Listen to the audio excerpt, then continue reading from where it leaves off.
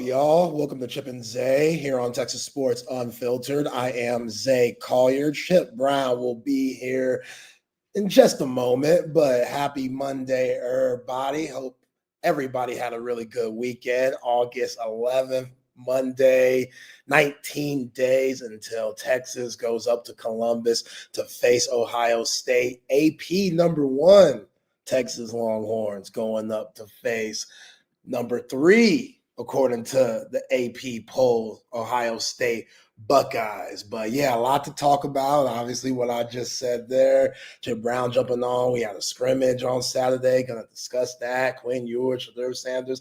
A lot going on in the sports world. But here's my main man, Chip Brown. Hey, how we doing? What's up, Any more words of Judy Brown? Happiness is a choice. Thought I was doing good. And then had a little internet issue. Not quite sure what was going on. Hopefully this is a solid connection for the next couple hours here on Chip and Zay on a overreaction Monday. Zay, I heard you talking about the number 1 ranking, the scrimmage, first meaningful scrimmage of fall camp. What let's start with the number 1 ranking. We're getting used to this. The whole thing makes me feel uncomfortable because I don't think Texas is the number 1 team right now. So is the preseason ranking where teams are right now or where you think they're going to finish at the end of the year? Right. You know? Yeah, I mean, I think it comes with the territory. It comes with all the hype that's surrounding this team and Arch Manning, Steve Sarkisian, and what they've done, what they've built up to this point.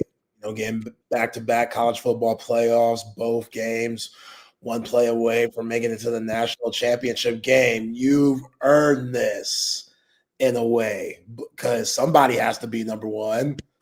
I mean, Ohio State, yeah, you could put them number 1, but they have a lot more question marks, in my opinion, than Texas, even though they have arguably the number 1 player in the nation in Jeremiah Smith.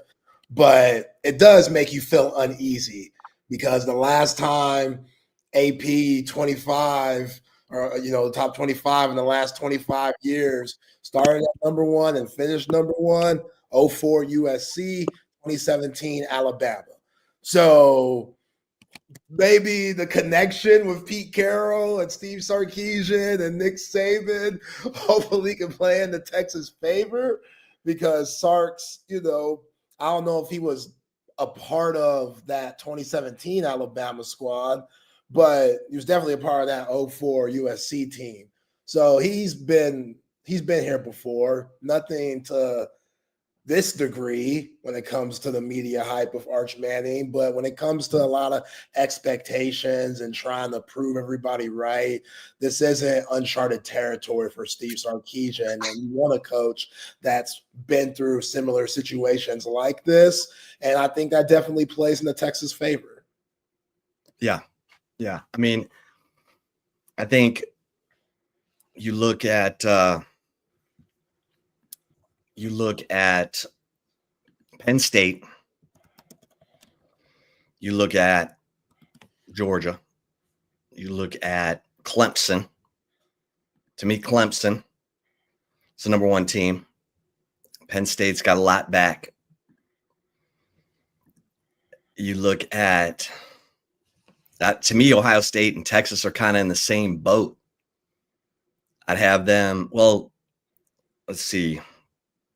Yeah, you could argue Penn State at least has their quarterback back that maybe you and I aren't as high on as everybody else and Drew Aller, but the way everybody be talking about Drew Aller, Penn State was close last year. Same situation as Texas. You know what I'm saying? Losing to Notre Dame in that Final Four. So them being number 2, I can't knock that stadium nighttime. It gets popping. We all know James Franklin, he kind of struggles in the big game, but a lot of people think that this could be State College's year. And again, with them having their quarterback that's played a lot, like you said, Ohio State and Texas being in similar situations with their quarterback situation and the lack of experience there. The Clemson one, that's the scary team. They're terrifying going into this year. Right? Yeah. Like, I mean, Jay Klubnik, oh, you could see him hoisting that Heisman Trophy at the end of the year. Easy. Running all over everybody, throwing all over everybody on his way to the number 1 pick. yeah, it's gonna be fun, man. I mean, you got some people who think it's open. It's open. It's who can look. The sign of a well-coached team is week-to-week improvement. Who can make that week-to-week improvement? I look at Texas and I say, okay, that defense should come out of the gates pretty damn salty, able to control games.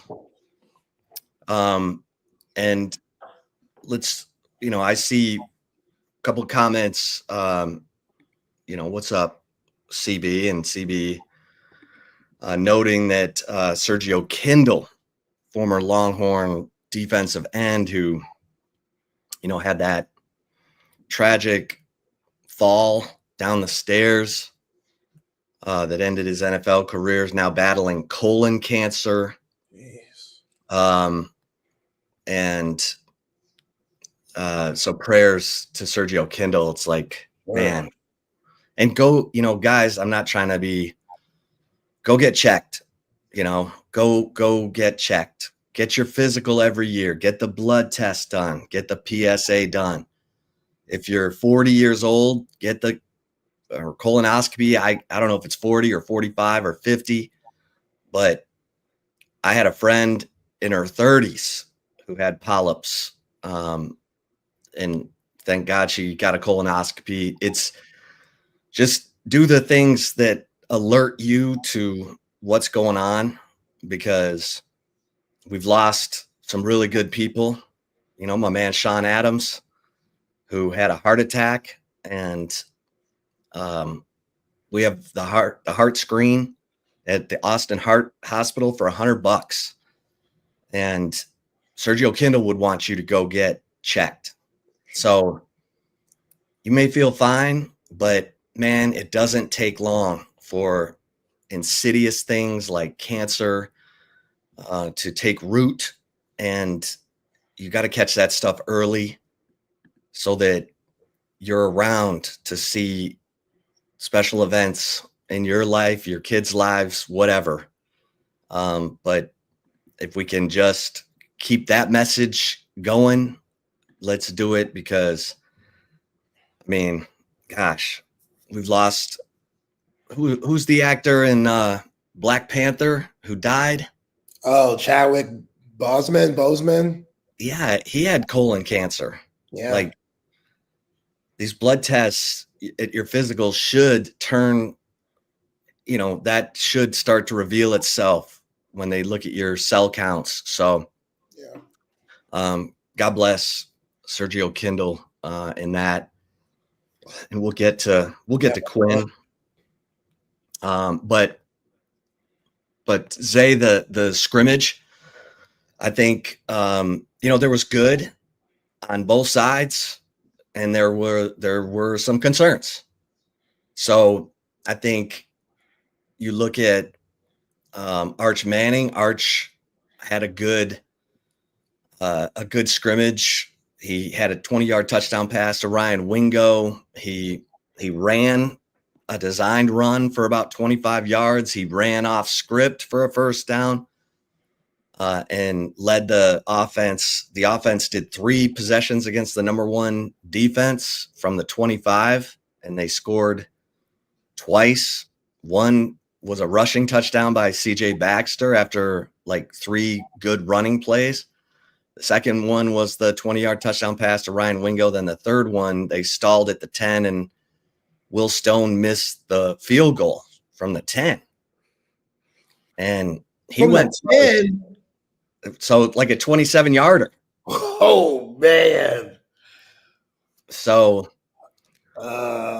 And you kicking with the first team? What does that mean? Yeah, they ran him out first because he's the returning guy.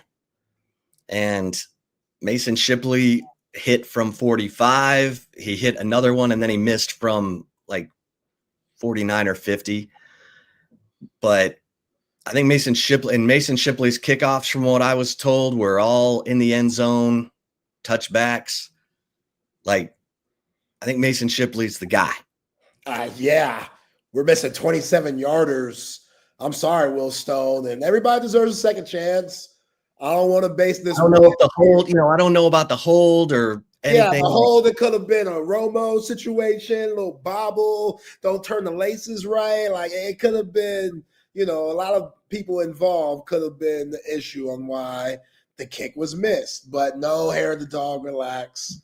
We're good. Hair of the dog says, bring back scholarship Bert. He says, no, thank you. No, we're good. Bert's doing his thing. He in South Beach. He in a Cubano as we speak. Bert's good. But, yeah, Mason Shipley, I'll take a 50-yard miss. That's all right. We work on those. You know what I'm saying? But 27 yards, nah, that's inexcusable. That's just those type of things can't happen regardless of whoever was the issue for it, whoever's fault it was. Those things can't happen. But, yeah, I like hearing, Arch Manning. The defense knows everything you're running. Like this, that's what's difficult if you're, Steve Sarkisian and you're going up against Pete Kwiatkowski's defense. What Sark's going to let them dogs go on the defensive side. He wants to see everything from that defense so the offense will be prepared. And in those game situations, they have seen everything in practice. They've gone against one of the best defenses in the nation in practice. So the game should be cakewalk. So hearing that the defense, kind of made work of the offense, not surprising. We kind of knew that was coming, but just hearing the bright spots, Arch connecting with Ryan Wingo, CJ Baxter with the knee issue coming back and running well, and seems like he's running with a lot of confidence. That's a good sign. So just, you try to pick the pros in these scrimmages because this doesn't mean anything, but also I'm glad these guys are battling, and I'm glad that nobody got hurt. That's the biggest thing, really. I guess Nick Brooks got nicked up, but nothing like Andre Kojo situation. And, yeah, you can exhale a little bit for now until you get back in practice this week, gearing up for the next scrimmage this next coming Saturday. Yeah. The tight ends, Jack Hendries, Jordan Washington, from what I hear, stood out among a group that I think Amari Winston had a catch with the second team offense. And the whole group, Nick Townsend, I was told the tight ends were probably the best position top to bottom in the scrimmage. Wow. Which is good to hear. And the offensive line, the starting group had that drive against the number one defense where they were able to run it. CJ Baxter scores on about a 3-yard run. And so there were positives on both sides. And it sounds like the quarterback battle to back up Arch Manning is still going on. Trey Owens played the most, had a touchdown in 7-on-7 to Michael Terry III. Matthew Caldwell was poised and accurate. So I think that battle continued. And KJ Lacey he ran for a touchdown when he was in, with the third team offense against the third team defense. And so, I think you're looking for more consistency from the receivers not named Wingo, DeAndre Moore, Parker Livingstone, or Emmett Mosley, the 1, 2, 3, 4, 5. I think those are your top 4. And then you're looking for consistency after that. And Texas needs to stay healthy. Yeah. Needs to stay healthy. Yeah, tight end room. Kind of a surprise, knowing that they went in the portal to get Jack injuries. That room was the one to shine, and that this group felt like, well, this coaching staff felt like they had to go out and get a player like Jack Indries, who most likely is going to be tight end one, being with that first team. But it seems like that second spot is up for grabs, man. Like, I don't think we're talking about that tight end two spot enough with Spencer Shannon, Jordan Washington, Mari Winston, seeing if he could get some bump there. So I like that. I like that group's a lot more versatile than we thought it was going to be. I'm sure Jeff Banks is having a blast playing with all of that athleticism, and just, Jeff Banks has done a really good job with the tight ends. I know we've given them a lot of crap this past season for the special teams with old Sideshow Bird and the fact that they block no punts and stuff, but tight ends have been money. I saw my man Gunnar Helm doing this thing in preseason. JT Sanders has looked good in that Carolina training camp. So you would only expect for the rest of those guys, injuries, Washington, Winston, Shannon, to pick up where those guys left off. They're going to be a huge part of the offense. As far as the wide receivers go, Sark stingy about wide receivers anyway. Yeah. Like I don't even – right. It's not like he plays more than 4. Like he plays a lot. You know what I'm saying? Like that 4, Livingstone, Emmett Mosley the 5th, DeAndre Moore and Ryan Wingo. I'm Sark cool with that.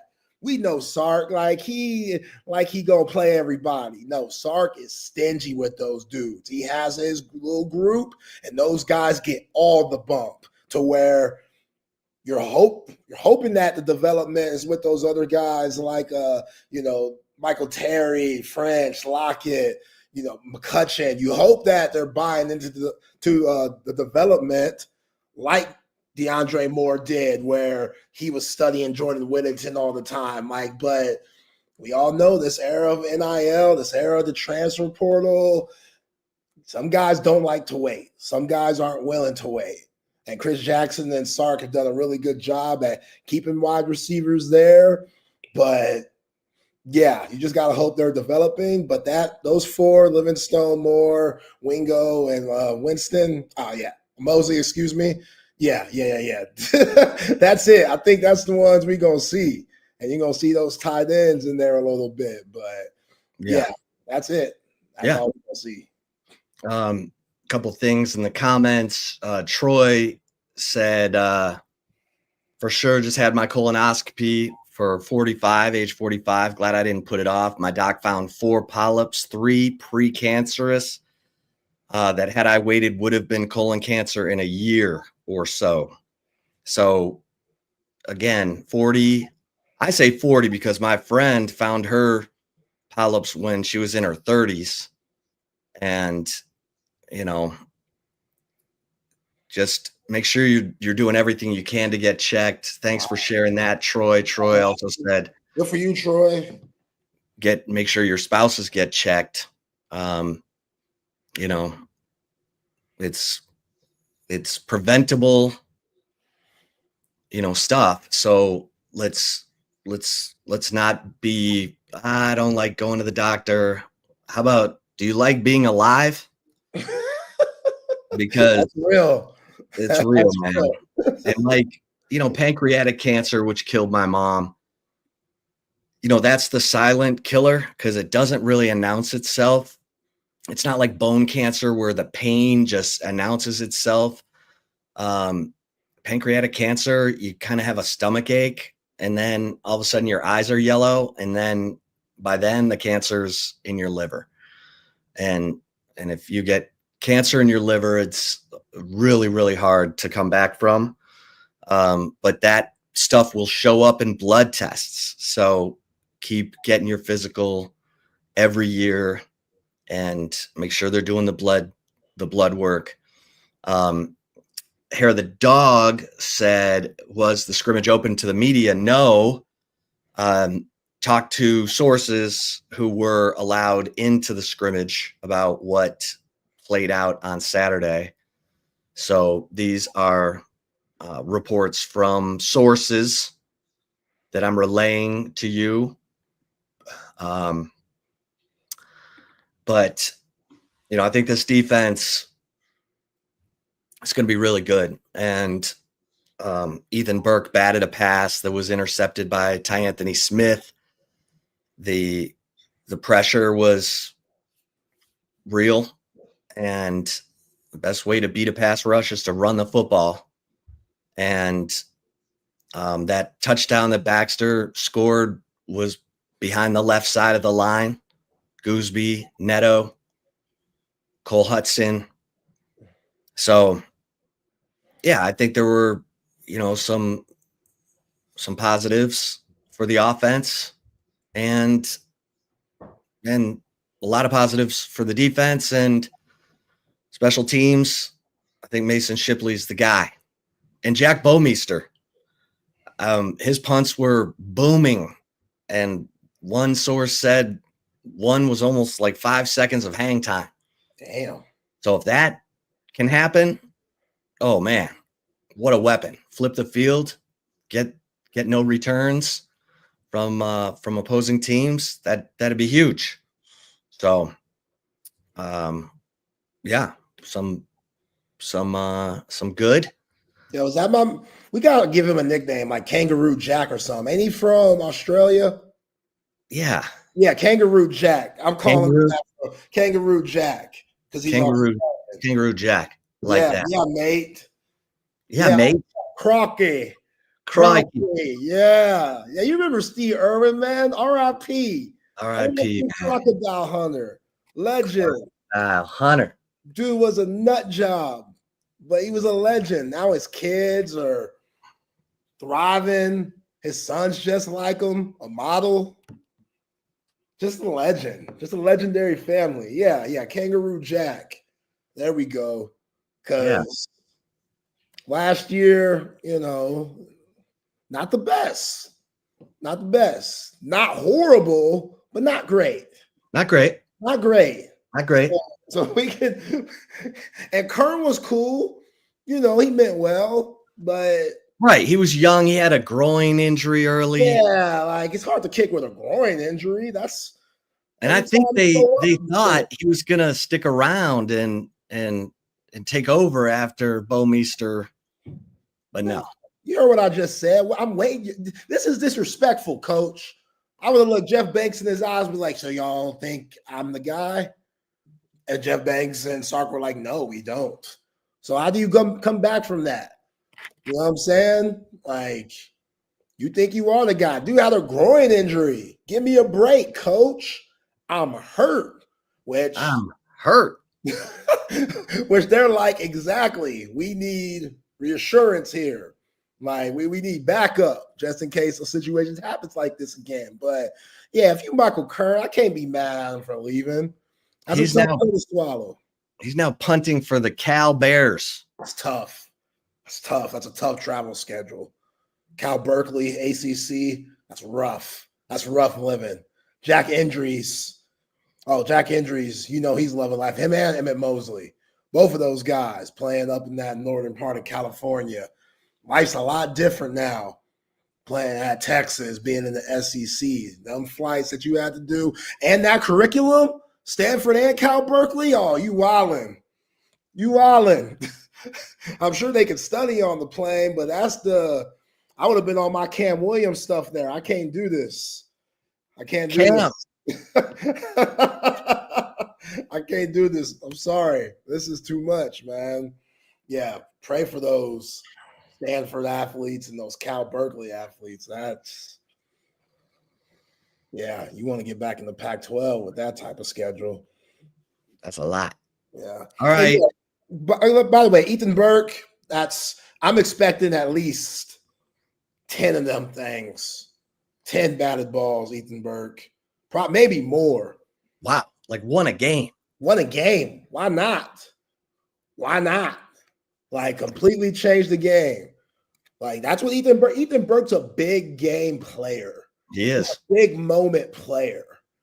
Like whenever your team needs something, Ethan Burke, I think is going to be that dude this year. I'm not saying that Colin Simmons, Hill, Mookie Taft, the rest of this terrific roster can't be the man on this defense. There's so many. That's what makes you excited about this defense and why you're not tripping about the offensive struggles in practice and scrimmages. But Ethan Burke, we talk about all the time, Shep, the measurements.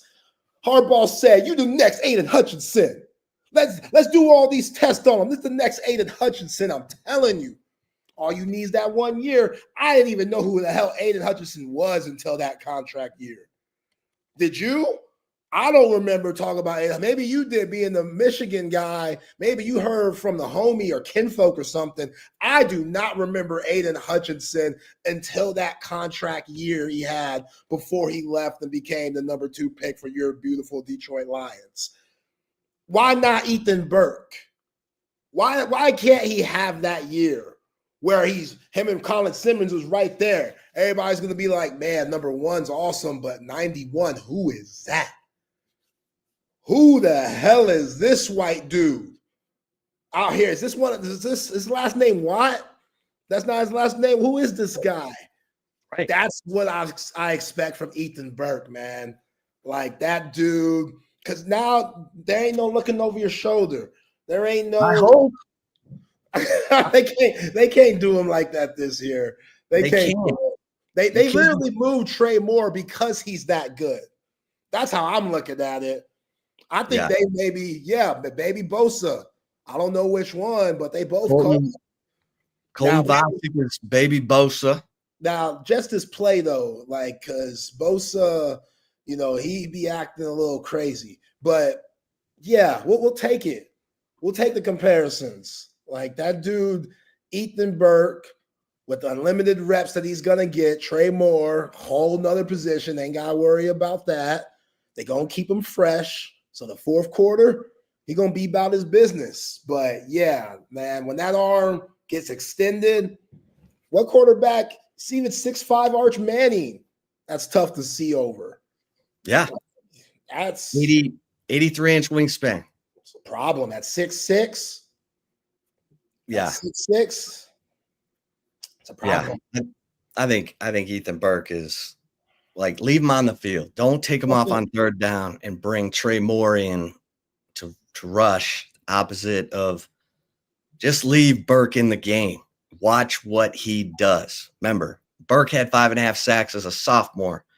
Trey Moore had 5.5 sacks last year and played 647 snaps. Yeah. Ethan Burke only got 321 snaps, and he had a pick 6, a blocked field goal, 2 sacks, almost as many tackles for loss as Trey Moore. So just let the man eat. He was your guy. Y'all recruited him. AJ Milwee called him out of English class to say, hey, we're offering you a scholarship. And Ethan Burke said, you know what? I'm gonna stay home. I'm gonna become a Longhorn. And all that dude has done is just everything he's been asked to do and more. So let's just see how that goes. Yeah. Just saying. Just making a simple request. Still a crazy story, by the way, because I don't know if Cece would have liked me taking a phone call leaving class. That's just a different generation. Now, if it was the University of Texas calling, offering me a scholarship, he probably would have, he probably would say it's cool. But that's a wild thing. Now, I'm sure this happens at Westlake High all the time. Just because we know Westlake. Oh, yeah, I'm hating. So what? I deserve to hate. You What's AJ Milwee doing calling him during school? I mean, I appreciate it. I'm glad AJ Milwee did that because now we got Ethan Burke. And again, he's going to be dominant for the Texas Longhorns. I'm glad it happened. I'm just saying the Bowie side of me, that's the hate. Like, oh, man, of course, these guys who are going to be professional athletes someday and these phone calls that change their lives. Oh, if whoever Mike Krzyzewski was calling you, you'd be like, yo, teach. I'll be right back. Yeah, If you I'll need be me right to stay after school and go to detention, I'm on it. I got to take this call from Mike Krzyzewski. Yeah. Hey, coach, sorry. F. Leitner, F. Reddick, F. Boozer, F. Battier, click. Just like that. That's how I would have done, Coach K. You're crazy. That's how. What's wrong with you? You know that's not true. Hey, sorry, coach. Only coach's number I'm accepted during school is Rick Barnes. That's what I would have told him. Rick Barnes, baby. That's the call I'm waiting I'd for. pay money to see that. Yeah. Sorry, Durham seems a little too chilly for me in the winter. Okay, so all right, we got it. Everyone's talking about this Quinn Ewers thing, so let's get to Quinn Ewers because the funniest thing to me, and look, he played. It was rough. 5 of 18 against the Bears. It was rough. But the craziest fallout from Quinn going 5 of 18 in that preseason game against the Bears is that Texas fans are like, or some fans, maybe not Texas fans, but some fans are like speculating, that means Arch Manning's not very good because Quinn Ewers beat him out. This is the Steve Spurrier argument that if Arch Manning's so good, why didn't he play ahead of Quinn Ewers last year? We know that Steve Sarkisian loyal to Quinn Ewers, and when Quinn Ewers was healthy, Quinn Ewers was fantastic against Alabama, against Michigan. But now everyone's like, oh, Quinn Ewers, he was not good against the Bears, 5 of 18, got sacked twice, fumbled twice. Yeah, that's what hurt. But now people are like, been like 9 for 18, no Chip. Them brothers can't catch the ball, man. Them brothers can't catch the ball. And it was a rough go. It was a rough go for Quinn. But this don't mean nothing. Troy Aikman lost every game of his rookie career. I ain't trying to hear that. Every game of that rookie season, Troy Aikman lost. Let's relax. I saw a stat of Zach Wilson, 2021, when he was a rookie in preseason. He ate. He dominated preseason. He was killing. Now look at Zach battling it out with Quinn Ewers for QB2.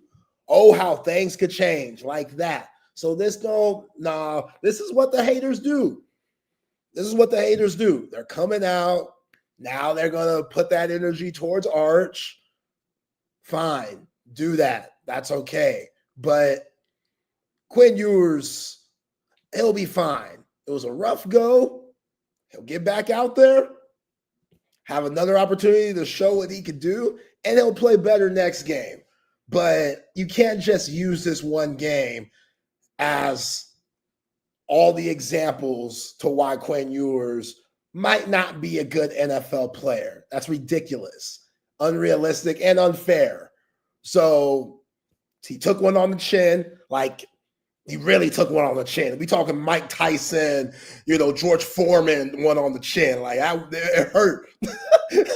It hurt. Some of them throws, man, just not protecting the ball. It was rough, but I don't think that this is the prime example of what Quinn Ewers' career is going to look like. He's going to be a lot better next go around. And yeah, it's the NFL, baby. It'll humble you quick. Yeah. Well, that's a leap. That's a leap. If you're worried about Arch Manning, that's a leap. That's noise. That's just noise at this point. Arch Manning, he's got a different skill set. I wrote today, if Texas is going to win big, beat teams like Georgia, Arch is going to have to run. And the fact that they had a designed run in the scrimmage and he ran for 25 yards and then he was back to pass, all the receivers were covered, so he took off running for a first down. That's the kind of stuff that Arch Manning brings to the table. I mean, they clocked him at 20 plus miles per hour on that 67-yard touchdown run last year. So he's got wheels. He's not just a guy who can scramble for 4 yards. He can move. Yeah. And what I like is that Steve Sarkisian is sounding like he's willing to use those skills. Yeah. Sark said at media day, hey, we're aware of his athleticism, and we gotta come away with the W. We'll do whatever it takes to win. Okay. This is good news because Arch is willing to do it.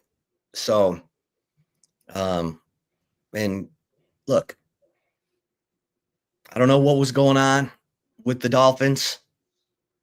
Some people think Mike McDaniels is washed, but obviously that was not what Quinn was looking for. 5 of 18, 91 yards, 2 sacks, 2 fumbles. He's got nowhere to go but up from here. But I would be slow to draw any conclusions about Arch Manning. I would just say go back and watch Texas, Alabama 2023. Go back and watch Texas, Michigan last year. And look at Quinn carving up good defenses with NFL players. That's what I would say. Because when he was hurt, it was rough. He didn't look good against Georgia. He didn't look good against OU even the week before, coming back from the injury. So you just hope he's healthy and able to get it going from here, Zay. Yeah, you're playing with a lot of guys that are just trying to make a roster too. When you're playing with 3rd, 4th team, 15 guys, like these guys, they're not going to Canton anytime soon. So everybody has the same mindset. I'm just trying to make the team. That's a lot. And you're going to see some sloppy football. And when you just get thrown into the fire of someone's playbook, and it might not be something that you're used to coming from your previous stop or previous college, that's an adjustment for every player, not just Quinn Ewers. So even though he's had a really solid camp up until that preseason game, like he can still go out there and do what we saw, and struggle just because the team on the other side, they trying to get paychecks too. So yeah, I'm not tripping off Quinn. I'm definitely ain't tripping off Arch.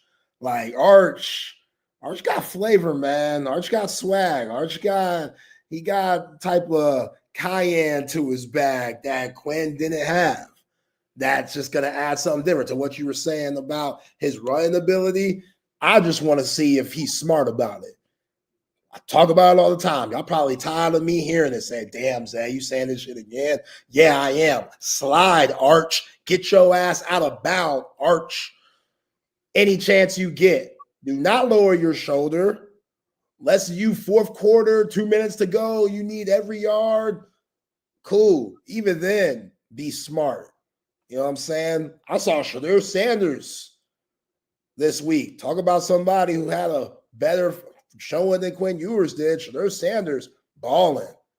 Shedeur Sanders sliding, running the ball, putting it on the money, putting it in tight windows. Good for him. Yeah. Can't hate on that. Dudes, talk about rough. He's supposed to be a 1st round pick, and we saw where he ended up. It seemed like just his demise here in Cleveland early. So, yeah, look, Quinn Ewers, there's no defending, what happened. It was rough. So if this is an impression that leaves the coaches thinking we need to move on, that's unfortunate because I thought Miami was a good landing spot for Quinn because they didn't have much behind Tua, but everyone's coming in. Troy's saying, come on, Quinn sucked. He was exposed against third.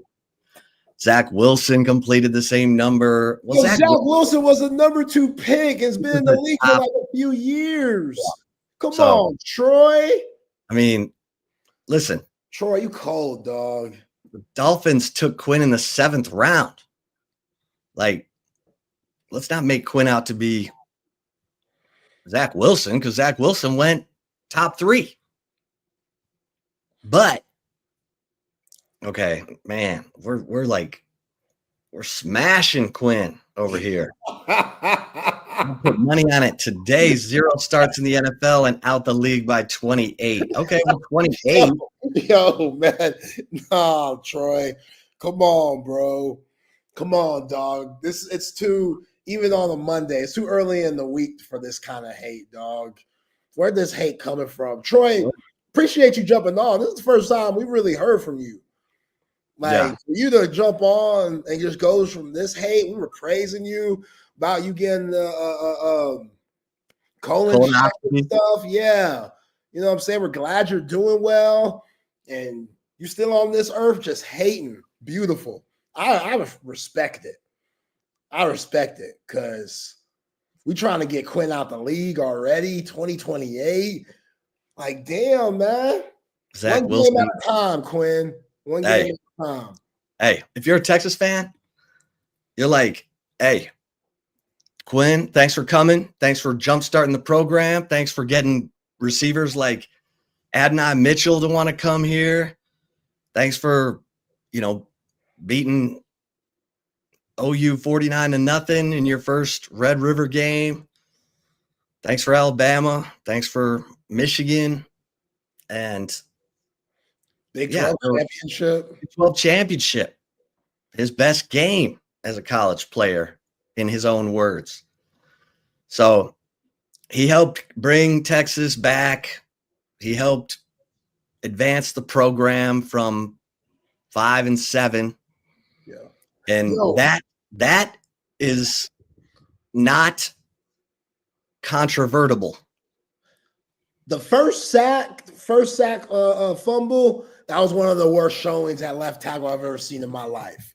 That ain't on Quinn. That was Cam Williams against Ohio State. Talk about a whiff. Talk about Olay. That looked like how Uncle Phil used to throw Jazzy Jeff out in the Fresh Prince. Like, that's how bad it looked. That's how bad my man threw on left tackle out of the way to jump on Quinn Ewers. That was rough. Quinn, what can Quinn say? Because I'm going back and chewing some ass. Pause. I'm going back and letting these guys know. I don't care if I'm third string. I don't care if I'm a rookie. Left tackle, what you doing, bro? Like, you ain't going to survive here. You got to protect me. Your job's almost as important as mine. Oh, for sure. That's one of them grab the face mask type things. They can't do that no more. It's a different generation. But that's one of those, I grab the face mask of my left tackle and let them know what's up. Let them know that this is BS, because now that's all everybody saw was Quinn Ewers fumbling. Nobody saw the left tackle. Real football guys saw the left tackle whiff, but just normal folk saw, there's Quinn Ewers struggling his ass off again. Yeah. Like, come on, man. Right. I mean, that whole strip sack at the end of the Ohio State game, Cam Williams whiffed, Jack Sawyer pounds Quinn. Quinn didn't call the toss sweep.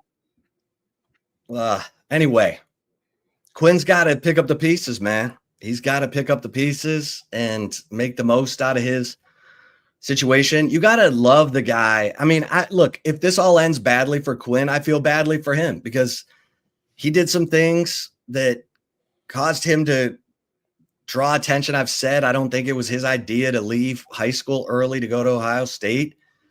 I think he was trying to help his family. I think they got the NIL money, not him, for some stuff that they needed to take care of. And I was like, man, does Quinn still love the game? I mean, if his family needed him to take that money, that's tough. That's tough. It's tough to put a kid in a situation like that. But then he bounces back. He wins some big games, wins a conference championship, and could have taken money to go play at other schools. Lots of money. for his senior year, but he wanted his legacy to be at Texas. Now people are like, yeah, that was stupid, man. That was so stupid. Listen, I think Quinn's a romantic, and we love around here. And Quinn he wanted his legacy at Texas. He wants to be able to come back, hang out on the sidelines with McConaughey. You know, he might be back on the sidelines with McConaughey sooner than. Oh, chill. Hey, No. Come on. No. We ain't talking about No, that. but he better than me because, sorry, like Tiger Woods and Michael Jordan, some of the greatest cheaters of all time. I'm out of here. You know what I'm saying? Like, I'm going to make this NIL money, go somewhere like Kyle McClure did at Syracuse or something like that. Go Bill Belichick, Tar Heels, and light it up. Build my stock even higher. I'm like, what, y'all? A lot of y'all wanted Arch anyway. Hair of the dog. For people like Hair of the Dog. Why didn't Quinn Ewers do that? Because there's folks like Hair of the Dog out here that says, if Arch would have played last year, we would have won a natty. So Quinn Ewers, the fact that he's loyal, that romantic stuff, it's all cute and stuff, but, I'm out of here. And Quinn Ewers didn't expect to be 7th round pick. Nobody saw that coming. But business-wise, yeah. Looking back at it, especially for someone the family was very business-like early, which was very odd because you said they needed the money, go to Ohio State. Then he went to South Lake Carroll. Like, what was going on? Like, what how much? I don't have all that, but I heard there was some business deals that may have gone south. Okay. And Quinn took care of his family. I think the guy deserves all kinds of credit for that. Look, Quinn is a hard guy to read. He doesn't give you a lot, but his teammates love him. And Arch Manning loves Quinn. Like, he's like, that dude had to put up with so much with me just being the backup. And I saw how he handled good days and bad days and how he handled the media. And he taught me a lot. So let's hope that Arch was taking good notes. Let's hope that Arch got everything he needed to get out of those 2 years of studying and waiting and learning and going into Paul Christ's office and bitching and, and hold on, man. He wasn't going in bitching. Well, he said he was going in for film, but then it would end up half the time he would end up, Yo, bitching's a wild thing to say. Come on, Chef. He was venting. Venting. Chris. Yeah. Whatever. Like venting. A therapy session. Therapy. Yeah. Venting.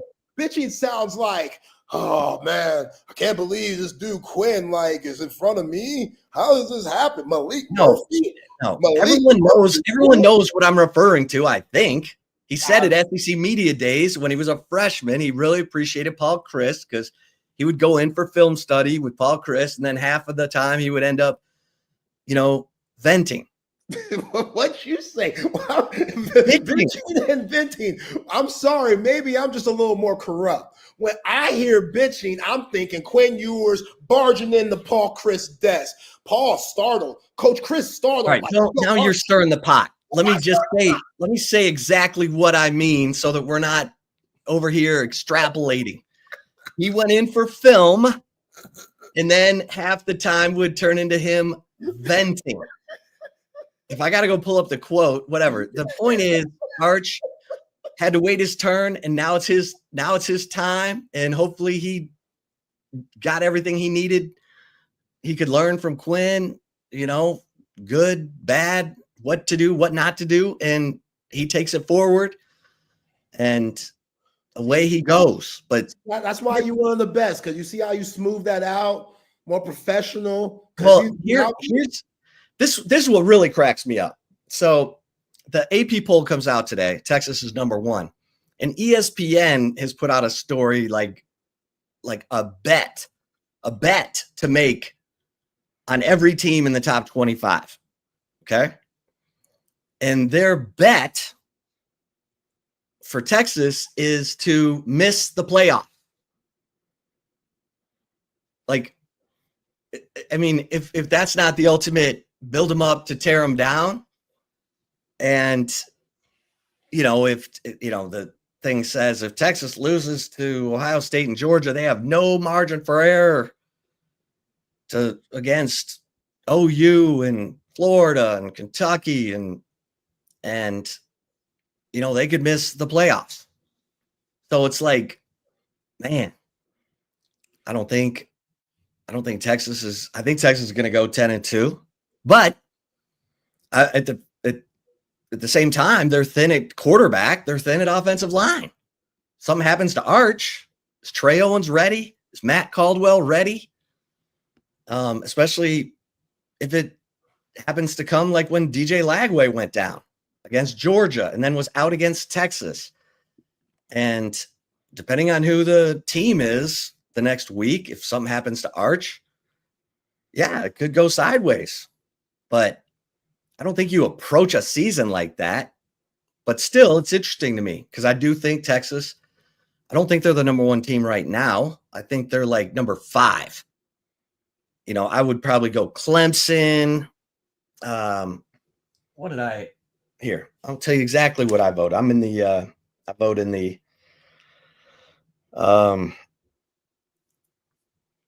let's see here. Here's how I voted. Okay. So I voted Clemson 1, Georgia 2, Texas 3, Ohio State 4, Penn State 5, Alabama 6. So I don't think Texas is the number one team right now, but I think they can work their way into it. I think this offense needs time to get its groove, get its bearings, build up a little confidence. Because look, going up against that defense every day in practice, I think the offense is going to realize, maybe not against Ohio State, but maybe because JTT's not there. Jack Sawyer's not there. Malik Williams is not there. Or Tyleek Williams. But maybe Texas offense is going to get into that game and be like, okay, man, it's better going against Ohio State than it is against our defense in practice. And if that's the case, it should seem like that week in and week out by the time they get to Florida and OU. Because Florida and OU have good defensive lines, good front sevens. Yeah. And we know Georgia will have something. But by then, you got to hope Arch and his legs are creating some issues for defenses. Because you got to give it up to Cade Klubnik. Like, he hasn't missed games. He got killed early in his college career. Beat up. He didn't have weapons. All he had was that dude Shipley. And thank God for those freshman receivers, because I was like, Clemson is losing it. They don't have playmakers on the outside, and Cade Klubnik's getting killed. And he came through it, led them into the playoff. They look like a team that's got dudes. So I probably have them at number 1. I get that. No, Clemson, like I said earlier, they're terrifying. The way they played Texas last year, there was zero fear headed into that game. They felt like they deserved to win it. If it wasn't for that Jaden Blue big-time run or the Bill Norton stop, that game would have been a lot different. So now that all those guys who were really young last year, they got a lot of experience. A lot of those freshmen did. So now coming into year 2, they should just run through the ACC. But going back to Oklahoma, man, that run that they have from October 11th through November 15th, they got Texas, who's number 1 according to the AP Top 25, October 11th, 13th South Carolina, the 18th of October, 21st ranked team in the nation, Ole Miss, 25th of October, November 1st, they got 24th ranked Tennessee, and then they get a bye, but then they come back the 15th of November and get number 8 Alabama. So It's a stretch. John Elway Mateer, this perfect time to live up to all that hype you getting, bruh, because the hype is real. I think his hype is on par with the Arch Manning hype. Different, but the same. You know what I'm saying? Like, it's just, he's getting so much love, man. Then I heard one of the Oklahoma coaches saying Ben Arbuckle reminds him of a young Lincoln Riley. So if you think about Arbuckle coming in from Washington State, the relationship that him and John Mateer have, knowing one another, being acclimated with one another, you expect, okay, if this guy is Lincoln Riley type, Lincoln Riley, basically the quarterback whisperer with all those Heisman Trophy winners and number 1 draft picks that he's put to the NFL, can Arbuckle and John Mateer do that? Because people like you, you're a big John Mateer guy, I'm slowly trying to buy in. It's a slow process. It's a slow burn. It's a slow cook, like perfect brisket. You know what I'm saying? It's a slow cook. Because a lot of people are just high on this Mateer cat. And I've been doing my research. I've been looking at Oklahoma 24/7. I've been looking at, they dropped a little docu-series, SEC Network. So, you know, just going to see all the arm angles of Mateer and just how the guys, you know, how they're, the bond going on in Norman, what Mateer's doing to show that he belongs and he could lead those Sooners to an SEC championship. But there's still that part of me that's like, bro, you were at Washington State. Be for real. Like, who were y'all playing last year? Right. Cam Ward came from Washington State, but he had played Oregon and Pac-12 schedule. Played him before it got bonkers. Now, last year, Mateer was playing San Jose State and they played Boise State. That might have been the best game they had. They played Portland State, Texas Tech. They beat Tech 37-16. Good win. They beat Washington. They beat San Jose State in overtime. They lost at Boise 45-24. They beat Fresno on the road. They beat Hawaii. They beat San Diego State by 3. They beat Utah State. They lost at New Mexico. They lost to Oregon State. They lost to Wyoming by 1. And they lost to Syracuse in the bowl game. So that's the schedule he played. Now, I think he's Sam Leavitt, but OU don't have Cam Scatterbo. And I don't know if they have Jordan Tyson. Maybe.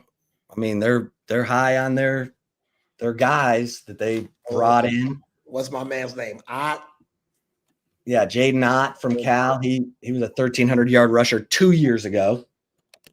And then they brought in, you know, the receivers. I mean, I don't know if their receivers are any good. Deion Burks. He was supposed to be good last year, got hurt, came from Purdue. These other guys, I don't know. I don't know if Giovanni Gibson, Brennan Thompson left. Where'd he go? He have eligibility left? Yeah, he was where'd he go? Brennan Thompson. See, Brennan's taking the money wherever he can get it. I feel him. I want to say his mama was wilding during his departure from Texas to Oklahoma. Like, she was saying some crazy stuff on Twitter. I may be wrong. If I'm wrong, I apologize. But yeah, I hope he's thriving wherever he is. I didn't know he still had eligibility left. That's a little crazy to me, but these guys be fighting for a 7th and 8th year, and the NCAA somehow grants them that, and they out here 26 years old playing college football. It's absolutely bogus. Yeah, he's at Mississippi State. Damn. Woo! Woo! He followed Jeff Lebby over there. Yikes. Brennan Thompson. Good luck to him. To Mississippi State. So, yeah, I don't know. I don't know if John Mateer has enough around him. I mean, everyone's like, oh, OU has 4 starters back in the offensive line. I'm like, they were terrible last year. Is that good? Like, they were terrible. They couldn't run it a lick. And that, I don't even know whatever happened. Javante Barnes, that poor guy, he deserves a medal for trying to run behind that line. Hell, they put the Hawkins kid in there. Michael Hawkins, as a freshman, they put him in there because Jackson Arnold was like getting killed. Anyway, OU's defense is good in the front 7. That's about all I can tell you. I don't know if their corners are good, but their defense is good in the front 7. We'll learn. We'll learn about OU. They'll have played Auburn and Michigan before they play Texas. But, yeah, look, it's scary for Texas from a depth standpoint on offense. If anything happens to Arch, or if they take any more injuries on the offensive line, it gets to be a bit of a fire drill. And I think this defense, look, in 2002, I need to look it up. Ohio State's offense was horrible, but they won the national championship because their defense was insane. And Maurice Claret was cold than a mother. Shut your mouth. Yeah. That crazy SOB. Ooh, Maurice Claret. That dude was cold. Yeah, they gave it to him like 36 times a game. I don't even remember that quarterback situation. But I'll take that. Craig Krenzel. He threw for 2,000 yards, 2,100 yards, 59% completion rate, which is not great. In college football, you should be at least 60%. Remember, we're talking about 02, though. Different time. Okay. Different time. Give him a little grace. Hey, that's 02, 59. That's all right. Maurice Claret ran for 1,237 yards, 5.6 a carry. They had Michael Jenkins at receiver. They had Mike Nugent, who was like super kicker, 25 of 28 on field goals. They won games by 3 all season long. Like, that's why Mason Shipley could end up being so important, because let's say something happened to Arch, you got Trey Owens out there, and you got a great punter. Omeester can flip the field. Remember when Texas was winning games with Michael Dixon? He was the MVP of the bowl game. Remember? It's a damn shame. Well, but sometimes you got to just find ways to win. And I'm saying you can survive with shaky quarterback play if you got a lights out defense, an excellent punter, and an excellent field goal kicker. Because you might have to win some games 9-7. Oh, my God. 12-10. Remember when Texas beat Nebraska 12-10 in the Big 12 championship game with Ndamukong Suh and Jared Crick throwing Colt McCoy around like a rag doll? They won that game 12-10 on a 47-yard field goal by Hunter Lawrence with no time left. Old Bo Pelini was like, we won the game. Mac's like, nope, there's 1 second left on the clock. And they kicked that field goal. So you got to, if anything happens to Arch, see, Joe, okay, listen to this. I mean, we got some salty folks out there today. Anything happens to Arch, they're happy to go to the Las Vegas Bowl, says Joe K. Come on, man, we in Vegas though. That happens. We in Vegas, 7-5, popping bottles, baby. What do you mean? That's 7. You think Anthony Hill's gonna be on a team that's 7-5? With Arch Manning not playing, and we got a Trey Owens, Matthew Caldwell situation. Oh, yeah, possibly. What are we talking about? Okay. I hope that's not the case. I hope hypothetically. Naaman said, go ahead. If Trey Owens, let's say, played the full season, what do you have Texas going? With no Arch Manning. Arch Manning didn't exist. The same roster, now just Trey Owens starting. What's Texas' record this season? Well, he'll get better. I'd still say maybe 9-3 instead of 10-2. All right. I'll take that. I say 8-4. Look, I saw Trey Owens slinging it in the spring game a couple of years ago. Look, I'm still high on Trey Owens. Yeah. I think Trey Owens is a gamer, not a practice guy. I don't really want to find out, but I think he's a gamer. Okay. And this is where you need your playmakers to make plays. Yeah, because we all know there's those guys that say F practice. What are we doing here? James Brown was not a great practice player, in part because he could run, and the quarterback doesn't run in practice. They don't hit the quarterback, whatever. So I think obviously Arch Manning gives you a ceiling that is glorious, like the ceiling at the Sistine Chapel. But Trey Owens, look, Steve Sarkisian said, I like quarterbacks who have been 2 years in my system. Okay, well, that's Trey Owens. Arch has been in it going on 3 years. So offensive line, look, the 2009 team went to the national championship with an offensive line that had no all-conference players and no draft picks. You could argue it was one of the worst offensive lines in the last 5 years at that time. Like, Texas should have gone to the national championship game in 2008. That offensive line in 2008 had Tony Hills. It had better players. 2009, they go to the national championship. Colt McCoy deserves a medal. Guy was making plays with his legs. He was more accurate outside the pocket than he was in it. You make do. You figure it out. Your coaches are problem solvers. They're high-paid problem solvers.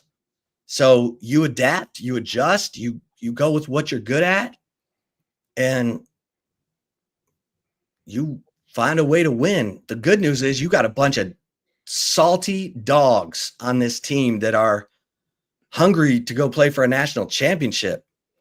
Something tells me that defense is going to be shaking down offenses for loose footballs and creating some. Hell, they may have to score. And you know what? They might be capable of it.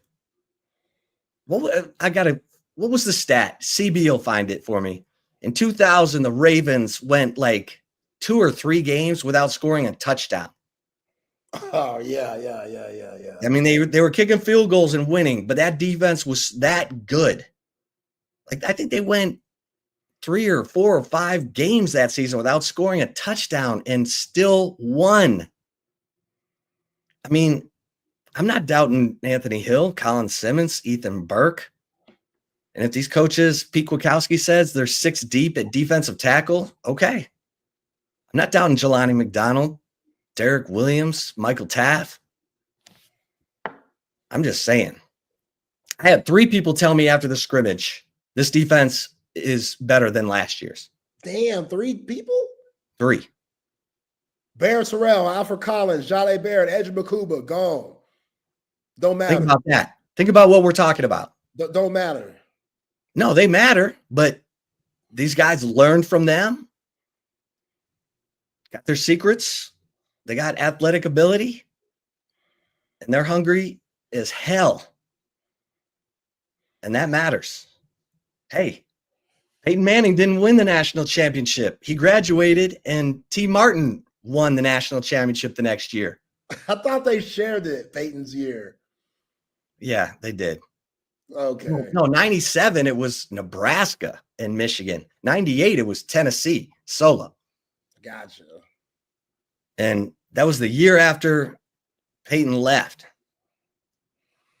So sometimes you're like, man, I thought that team was going to win the national championship. And then whoop. Wow, that next year's team. Now I'm just saying this defense got a chance. Because I've looked at all the defenses. No one has the playmaking that Texas has at every position. Now we can talk about star and if Grayson Littleton's a starter. Something tells me if there's any doubt or if Derek Williams and Michael Taft and Jelani McDonald are so far and away 3 of the best 11, then they're going to start Jelani at nickel because they got to have him on the field. They got to have his playmaking on the field. If there's any question about Derek Williams, then maybe it's Jelani and Taft at safety. But I'm not hearing any question about Derek Williams. So, they're letting Grayson Littleton and Wardell Mack battle it out probably all the way to the end of camp. Because if they got to move guys around, they got to know, okay, Grayson Littleton's ready to go. Because they trust that dude. Like he's going to be a star, whether it's this year, next year, special teams. That dude is a ball player. So I'm excited, man. I'm excited about this defense. I think this offense is going to take a minute, but this defense, come on, man. Take the under. Take the under in game 1. Yeah. I don't even know what it is. Well, when you talk about the offense taking a minute, get back to the guys that you can rely on, the guys that have been proven. DeAndre Moore, Contravian Wisner. Those are guys that you might have to rely on for this first game against Ohio State. I'm not saying this is a Q Wisner A&M game.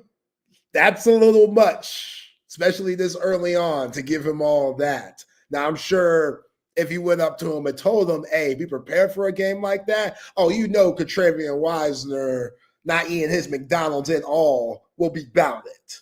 But I think guys like Christian Clark, Jared Gibson, who knows what we heard this past weekend about CJ Baxter playing well. Who knows if he might not be ready for game 1. Sark talked about easing them in, but if he's ahead of schedule, throw him in the fire, Sark. Why not? The more the merrier. That group, Chad Scott, talk about having the ball with that position group. You should. But I think you need to straight meat and potatoes, Chip, for week 1. I don't think anything has to be too flashy. I think Ohio State has a lot of good players because it's Ohio State, but all those guys are unproven. They don't have the experience like a lot of those guys who left on that national championship team. So you could give the ball to Contravian Wisner 20-something times. You could look for DeAndre Moore, try to give him at least over 10-plus looks. Throw Ryan Wingo in there too. He's had enough experience. Jack Endries has had enough experience. You want to rely on that. Running to the side of DJ Campbell. Cole Hudson being there. Trevor Gooseby. You know what I'm saying? Make life easier for some of these guys to where this is the biggest game of their lives early. You know what I'm saying? Neto, Brandon Baker, Arch. Like, make life easier for Arch. I continue to say that this roster being as good as they can be will make life easy for Arch to where he doesn't have to go out of his way with all of the pressure to try to force the issue in order to win games. They should just come to him, play natural, take that check down. Oh, nobody's open? All right, let me run for 7 yards and get out of bounds just to be 3rd and 3 instead of 3rd and 8. Just little things like that, man. Well, the big play, even though Sark loves the big play, that might not be there. But if you could dig and dunk your way up the field and have long, methodical drives, 11 plays, 6 minutes, 13 plays, 7 minutes, you'll take that. You'll take that any day of the week. Because you're right, Chip, this defense, they should be on one every game to where it's going to give you a chance. Whether the offense is clicking or the offense is stumbling a little bit. But I think what will negate the offense's problems is just getting back to that bread and butter, man. Like a Travion Wisner, let him be head of the snake and then go from there. And when you go from there, you got enough guys that could do it. And look, outside zone was pretty good last year for Texas. But if CJ Baxter's more comfortable running out of a gap scheme, then run a damn gap scheme. You got dudes who can put a hat on a hat and run the counter and the trap and, change it up. Yeah. I mean, Ohio State did. Yeah. They did last year. Travion Henderson, Quinshon Judkins, they said, you know what? That Michigan game was trash. Screw this. We're going to change it up for the college football playoff, and it led to a national championship. So yeah, and if your second tight end is dynamic, like if you think Jordan Washington is like special, then run a ton of 12 and play with 3 receivers instead of 4. Because if Amari Winston and Jordan Washington, like if you can sneak up on people, then do it. Like, you think Amari Winston's ready and you want to use him against Florida and not use Jordan Washington the first few games or whatever, great. That's what all this depth allows you to do. You can save guys for games. But that Ravens team in 2000 went 5 straight games without scoring a touchdown. That's how good their defense and their kicking was. And they also benched Tony Banks for Trent Dilfer, and Dilfer was slightly better. Yeah. But you know what I'm saying? I mean, if Texas's defense is this year's Ohio State defense, which I'm calling for, meaning Texas doesn't give up more than 12.9 points per game, keeps teams right at 100 yards rushing or less, and can get pressure and leads the nation in sacks, this defense is going to win games. This defense is going to set up the offense with short fields. They're going to probably score a couple times, which is something they haven't done. Of course, my man Trey Moore had a block in the back on Ant Hill's return. But that's how good I think this defense is. If they're not, I'll be surprised. But the over-under for Texas Ohio State right now is 48. Taking the under. This is like a 2017 game. This is like a 17-10 game. I don't think it's a 28-21 game. But that's just me. So my bet, instead of betting Texas misses the playoff, like ESPN bet is saying, I would bet the under in the Texas-Ohio State game. Hey, I don't know yet. Catch me game week. And I'll give you that. Because I go back and forth. What you mean what I mean? I go back and forth. I can see it being a blowout. I can see it being close to like what you're saying. You can see it being a blowout for Texas. I can see Texas going into Columbus and rolling those boys. Especially since now they got a quarterback situation. Right. They don't know who their guy is. They might be platooning. That's very lonely place when you know you could be pulled with any mistake. So let's say Julian's saying It's the guy. All right. You got 2 possessions versus this defense. You go out there and do nothing. Texas scores both times. Now what? We find out right then how close is that battle. Because Kindholtz, he going to be right next to Ryan Day. He right there, helmet on and everything. He can run. He can run, exactly. You said it about Arch. That's what's going to change him. And what changes what Steve Sarkisian calls in this Texas offense. So if Texas blowing everything up with saying, at least you got somebody in Kindholtz that maybe has the ability to improvise a little bit. Not much. Get outside the pocket and get a little saucy. You never know. That deflates a defense. Everybody covered. Quarterback gets a first down with his legs. Deflating. Stings. It hurts. So if Kindholtz could do that more, you never know. Which, if you're Ryan Day, gotta play that chess match. Y'all won't know the starter until Joel Klatt knows. Like before that big noon team comes on. Gus Johnson and them. That's when y'all gonna find out. Pete Kwiatkowski, Steve Sarkisian, we ain't telling nobody nothing. You know what I'm saying? There could be all that insider stuff, but just because they're at a disadvantage, I am showing from now until kickoff, media, y'all gonna see a platoon system. One day it's gonna be Julian Sayin taking first team reps. The next day, Lakin Kindholtz. Who has more reps? I don't know. Who had the better day? I don't know. Nobody's gonna know. Steve Sarkisian, Pete Kwiatkowski, your mind needs to be in shambles trying to figure out, all right, how are we going to prepare? Because there ain't no film on these guys.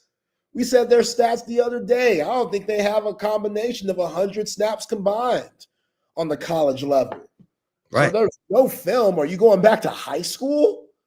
Do you have to rely on that? Do you have to rely on high school film for these guys? Which maybe, but no, you'll go with what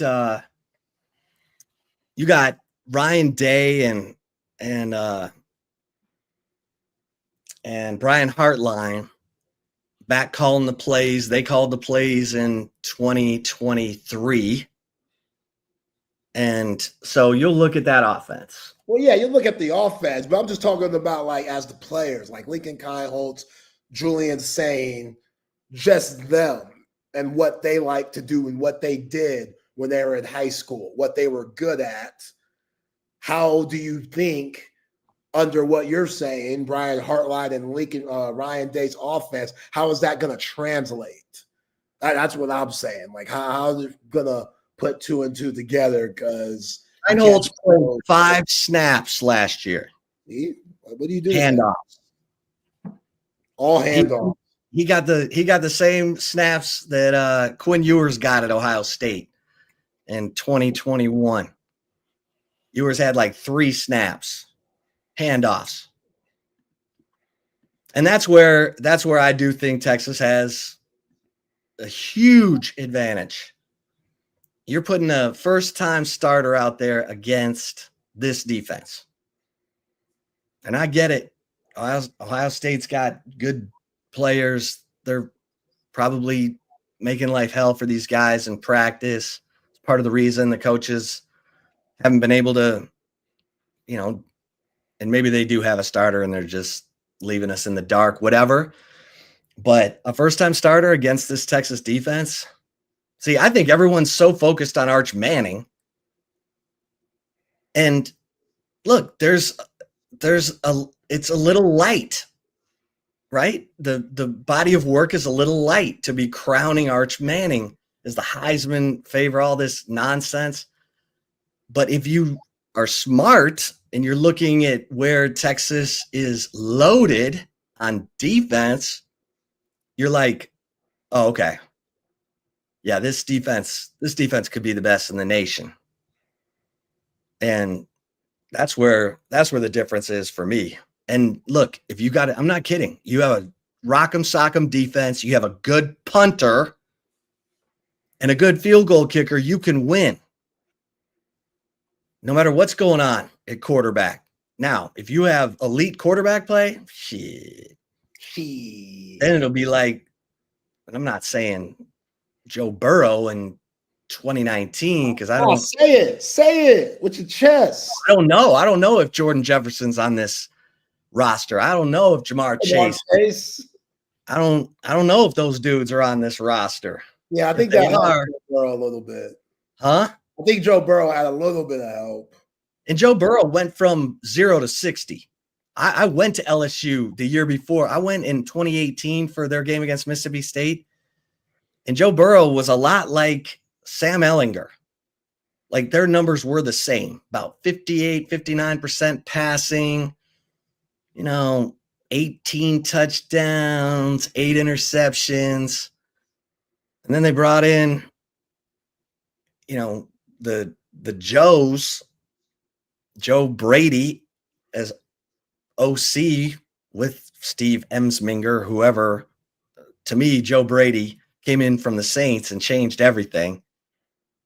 And they tore it up.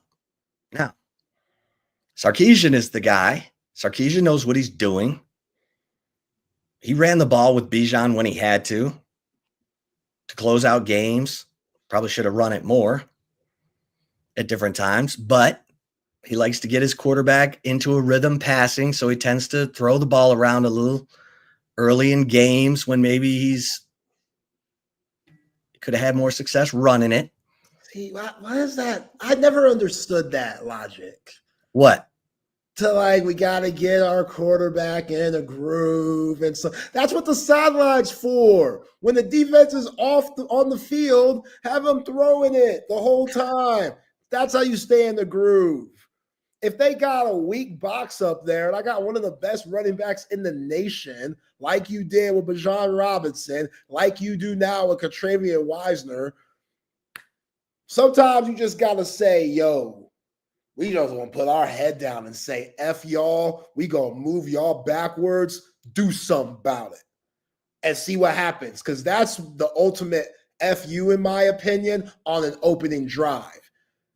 Like, if you could open up the drive, 10 plays, 8 of them being runs, couple of passes, and you put up 6s, you'll take that because that just sets a tone, certain intensity that, these guys at Texas, there was nothing spectacular or magical about that drive at all. They were just bigger and tougher than they were. Yeah. You know what I'm saying? So I thought they should have come out running against Washington in the Sugar Bowl. Yeah, exactly. That was weird. That was a weird moment because they were moving the ball like crazy. Besides the C.J. Baxter, Jaden Blue fumbles in the second half, they were moving the ball on the ground. But Quinn had to get in the rhythm. Hopefully, Arch isn't that type of player. Maybe that was a Quinn Ewers thing.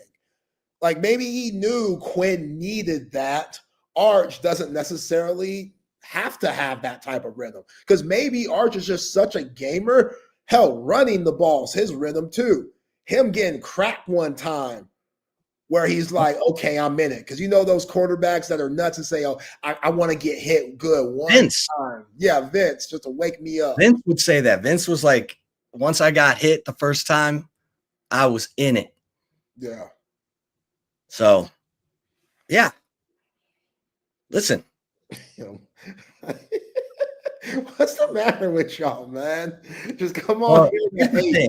That'd be crazy. Here's the thing. Sark, I hate to say this, but Sark's play calling in the Ohio State game was sus at the end in that 1st and goal from the 1. Well, yeah. That's how close Texas was to playing for the national championship. He's got to realize that I've adapted and adjusted to everything about college football, NIL, the transfer portal. I got to adapt and adjust in my play calling for what this team needs. And it could be real vanilla if it needs to be. Now, my thought is Arch Manning, being Arch Manning, he's probably going to have a game where he goes for a little too much, tries to test people deep, maybe gets one picked off. But he's the kind of guy that will come back just like he did. He threw 2 picks against ULM. He got greedy. And then he came back against Mississippi State, played great, clean. No problem. I mean, they still beat ULM 51-3, but Arch is the kind of guy that learns. So I think it's going to be fascinating. I like Arch being aggressive. Yeah. That's what the family's about. Like Peyton, Eli, they were aggressive as hell. Sometimes Eli too much. Where Eli, I think, knew just because the Giants roster-wise, they were hit and miss. Like, yeah, they had those crazy defenses with Michael Strahan and Justin Tuck and stuff, but a lot of the time they were hit and miss to where your quarterback probably felt obligated to force the issue sometimes. And I think sometimes it's okay. Sometimes you got to test some of these corners out here. It's just all situational. And I think you learn from those mistakes, like you said, and even if it's a turnover, I think he'll be fine too. Against UTSA, unbelievable. 9 of 12, 75% completion rate, 223 yards, 4 touchdowns, no picks. The next week, he goes for a couple of greedy balls, gets picked off. He's 15 of 29, 51.7%, not good. And then he comes back against Mississippi State, 26 of 31. That's 83.9% completion rate, 325 yards, 2 touchdowns, no picks. Like, this is a guy who figures it out. He ran for a touchdown against Mississippi State. He's a guy who learns from his mistakes. Now, you like to think that those mistakes won't come in the biggest games, the ones that Texas would really like to. I mean, Ohio State, Florida, Georgia, OU, A&M, those games where Texas is going to be in a fight. But I think he's going to get better as the season goes on. And by the time we hit OU, is that game 6? I think Arch Manning is going to be cooking. Because that's what the great ones do. They get better as the season goes on. And you got Oklahoma is game 6. I bet Arch is pretty damn good in that game. And then I bet he's real good the rest of the season. No, I expect him to be good against Ohio State. Like, I expect him to be smart. I don't think he's going to do anything that, the spectacular play. I think he's just going to do the smart, easy read. I think the game plan is going to be solid. I think the fact that Texas played them last year in the Cotton Bowl and it was so soon, the defense, Matt Patricia's defense, that's going to be interesting. I don't think we talked about that much because Jim Knowles was a huge part of their success for a very long time.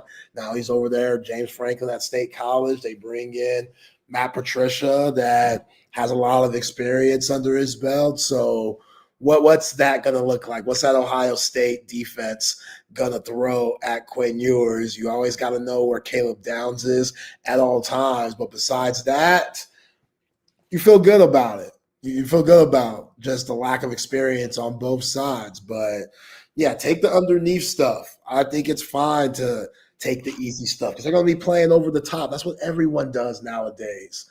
Like, you've seen those big throws while Patrick Mahomes decline year by year because those 2 high safeties, they keep them back far. They're not going to risk anything deep.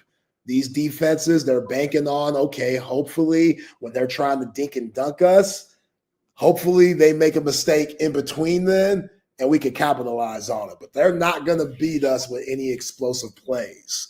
So you got to play that to your advantage. And it might be a little vanilla, but you can always add little sprinkles and a little hot fudge to your vanilla to make it something. That's what the talent's for. You know what I'm saying? Where those 8-yard curls could turn into 15-yard gains because DeAndre Moore and Ryan Wingo got a little spice in their bag where they're just hard to tackle.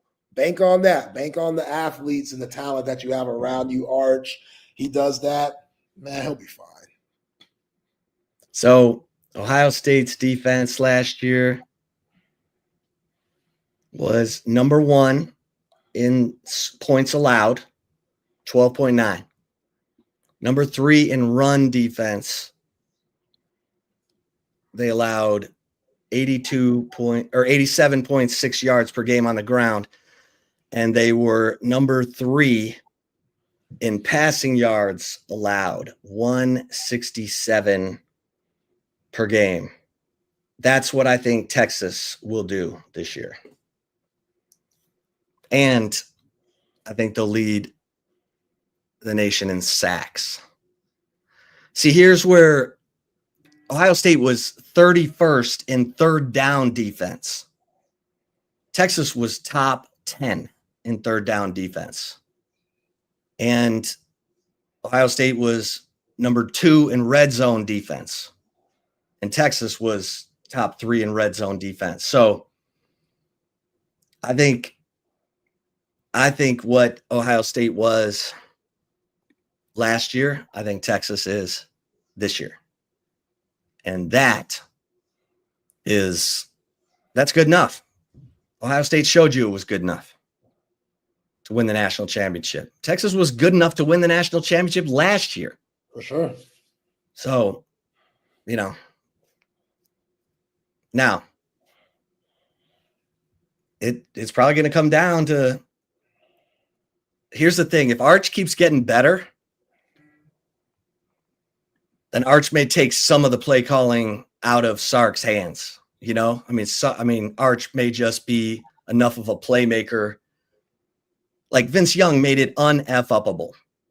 It did not matter what Greg Davis called.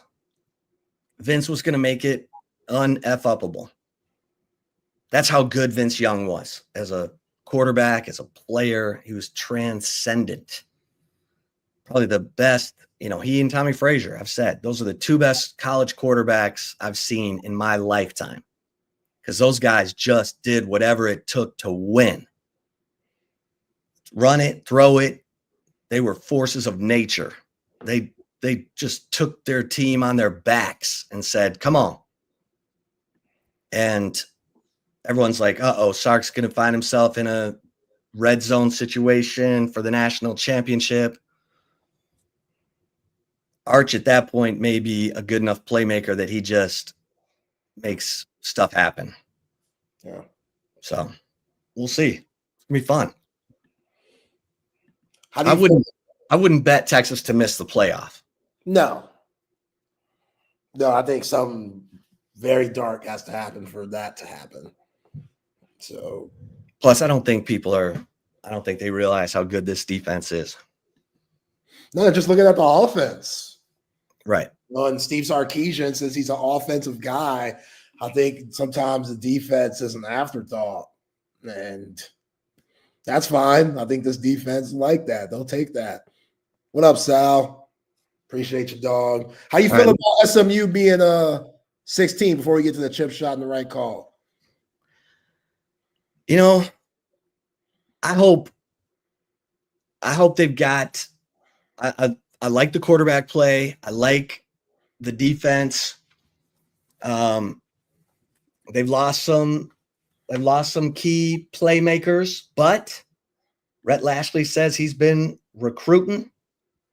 So I'm looking at it and saying, all right, let's see it.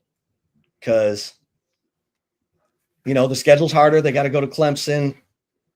They got to take on Cade Klubnik in Death Valley. Only 2 starters back on defense. That's a little troubling. But Evan Jennings, baby, he's one of those quarterbacks who can make stuff happen. And they get RJ Maryland back. Could be the nation's best tight end. So, okay, go Mustangs, go! Go Ponies, go! What's wrong with you? Saddle up! Wild bucking Mustangs.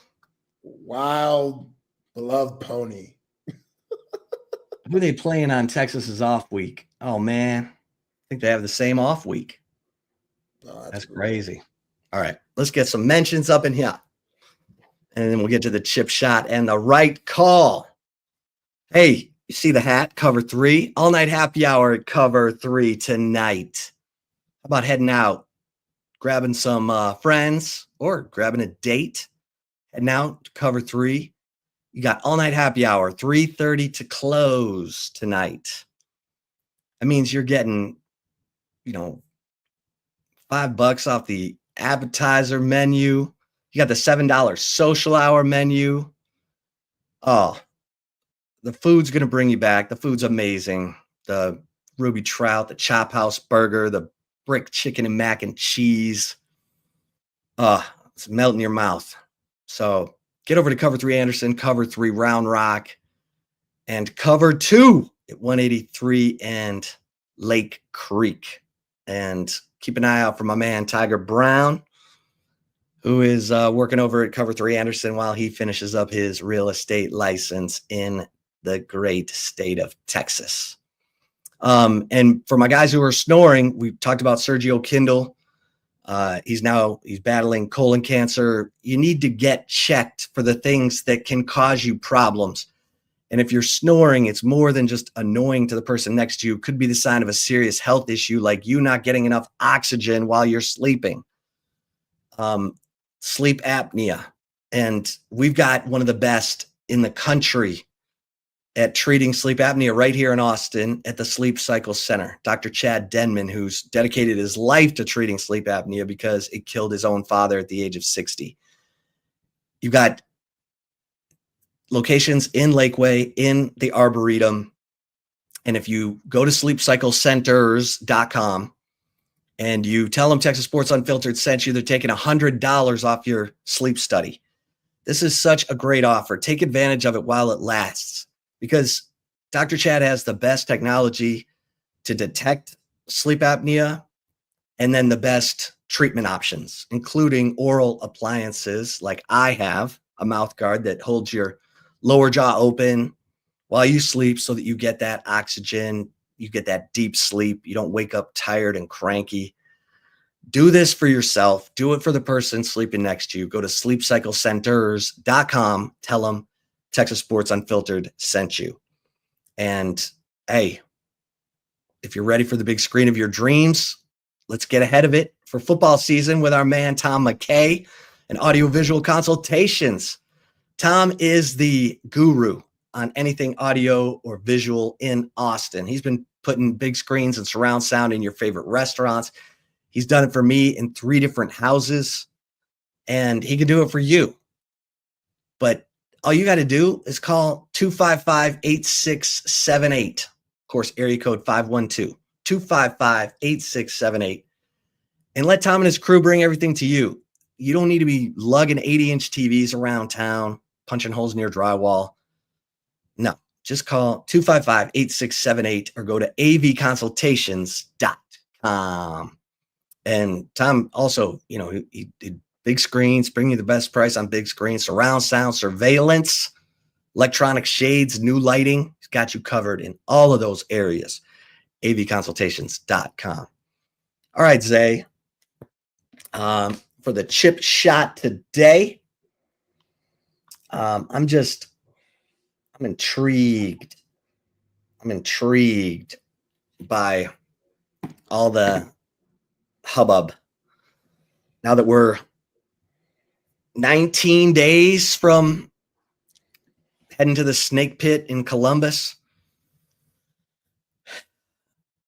I was like, it's here. It's here. Now, this Saturday will be a big time scrimmage. This is the last chance for the twos, for the guys battling to get into the 2 deep. The starters are going to play a little bit, but then it's going to be the twos and everyone else fighting to get into the 2 deep. And that last scrimmage will be a walkthrough, kind of a dress rehearsal for the following Saturday. So this is a big week. The physical play will taper down. I know there were some concerns about a couple of guys who left the field. Nick Brooks, the freshman offensive tackle, I'm told he's fine. And Cole Brevard, who also left the field in the scrimmage on Saturday, I'm told he's also fine, but we'll hear from Steve Sarkisian later today. And he'll, I'm sure, have some kind of update on that. But I think, the takeaways from the scrimmage are this defense is really good, but the offense was able to run the ball in their, what they call red zone lockout, where it was the number one offense against the number one defense from the 25, 3 separate possessions. The offense ran it and scored. CJ Baxter running behind Neto, Umazulu, and Trevor Gooseby on the left side. On the second possession, Arch 20-yard touchdown pass to Ryan Wingo. And then on the third possession, they got down to the 10, drive stalled. Will Stone missed the 27-yard field goal.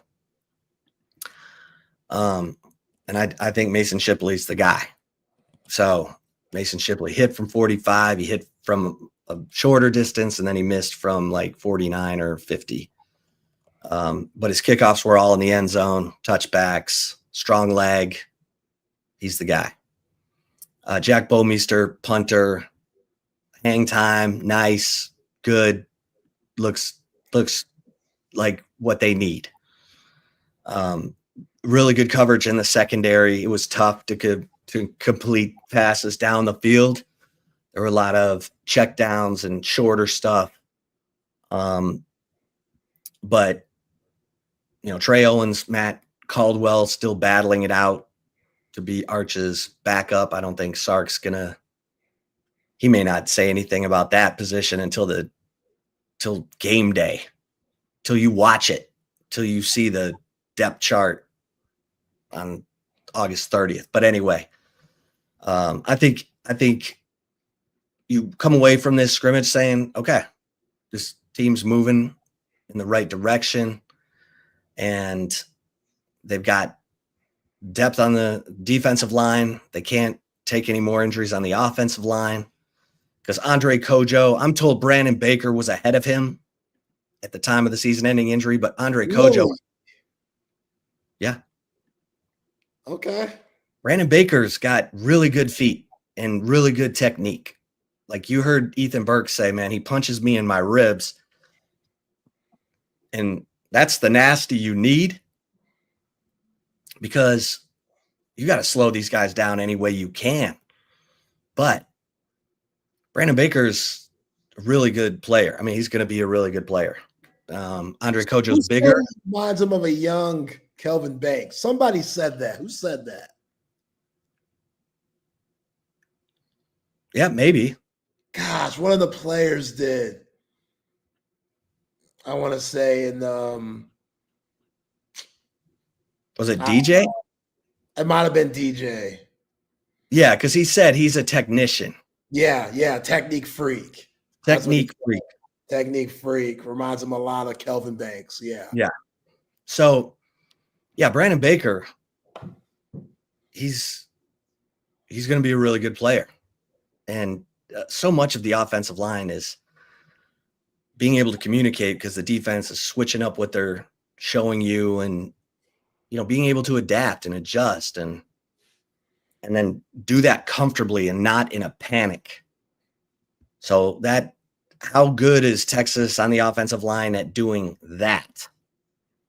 That's where that's what will determine how good this offensive line is. These guys are talented.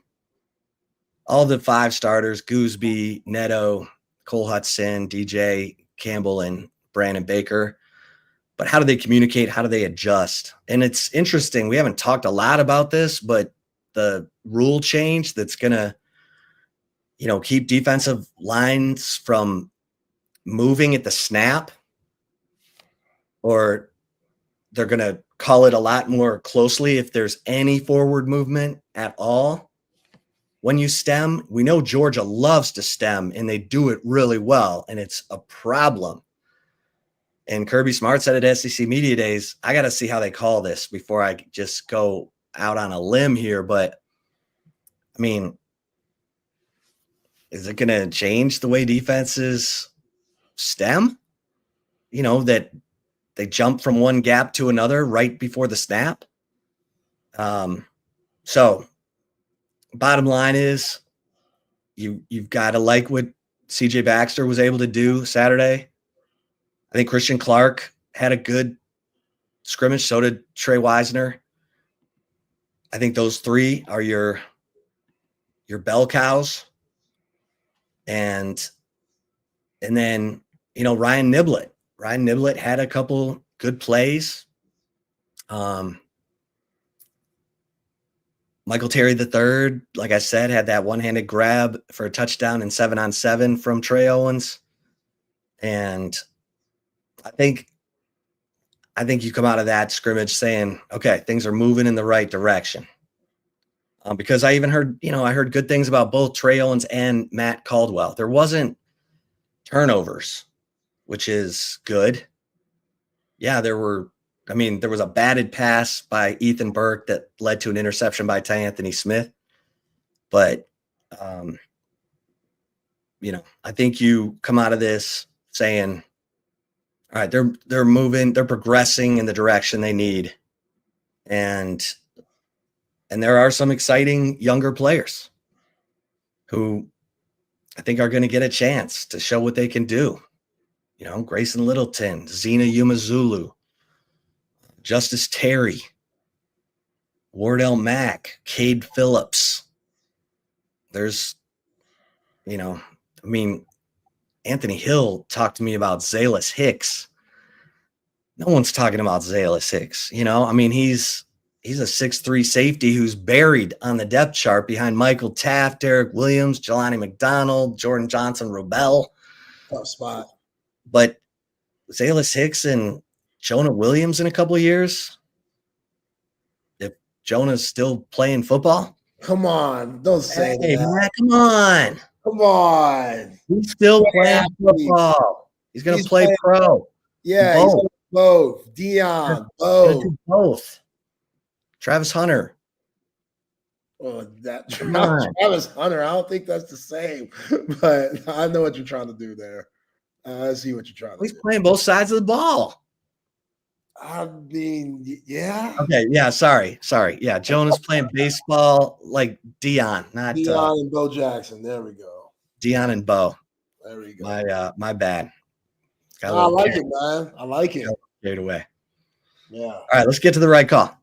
Let's get it. Before that, though, got to give a shout out to Covert B Cave. Some of y'all check engine light on, taking it to the shop every chance you get, putting so much money into a car that's been done for about 5 years ago. If you're driving something from the 90s, it's not a classic anymore. It's just old. There's a difference between old and classics. What some of y'all got out there, it's just old. Upgrade. It's cool. Move on. Covert BK, they got you. That transition will be as smooth as ever because I've been in your shoes. Had an old 03 Impala. I love that thing. I thought I was riding clean. Felt like a millionaire riding dirty, but I kept putting so much money into it. It just wasn't worth it anymore. Went to Covert BK, wife and I got ourselves the Buick Encore GX. Couldn't be happier. And you could be like us too. 7 terrific brands to choose from: GMC, Ram, Buick, Jeep, Dodge, Chrysler, and Cadillac. Go to covertbk.com so you'll see all the latest specials and inventory.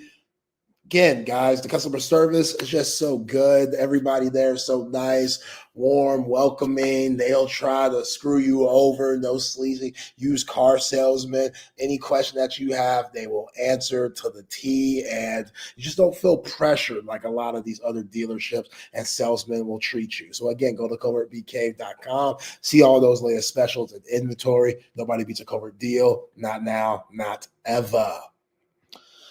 All right, Shep. So you remember baseball player David Justice, married to Holly Berry once upon a time. David was a solid player in the show back in the day. Now he's enjoying retirement.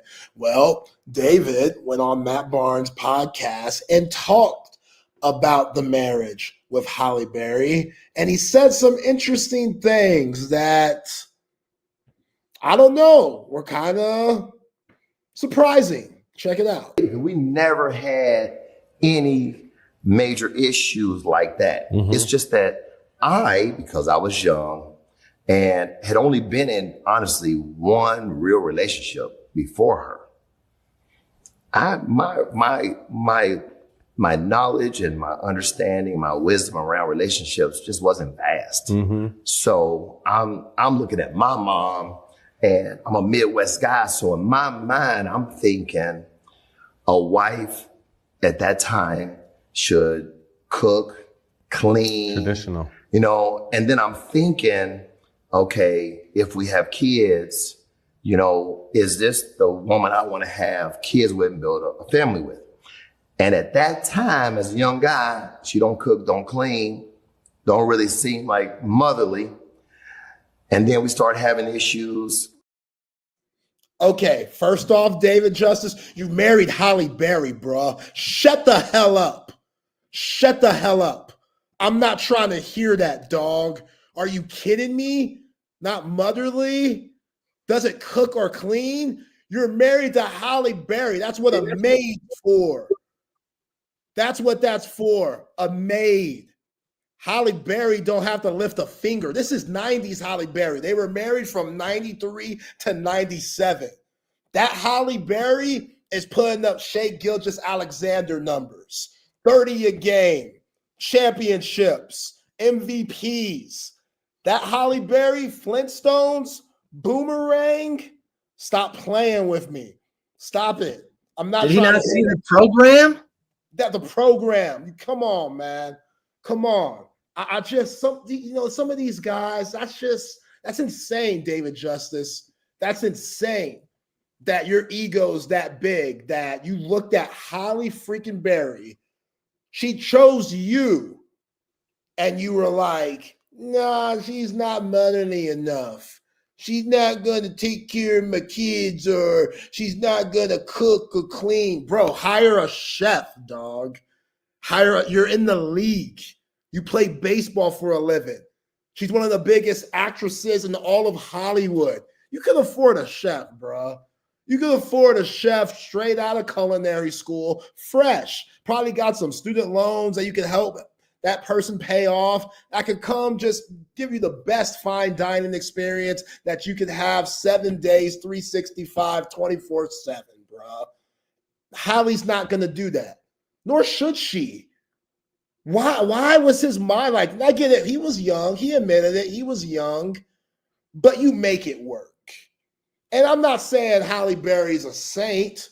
Same thing with J-Lo. Like something's off about Jennifer Lopez.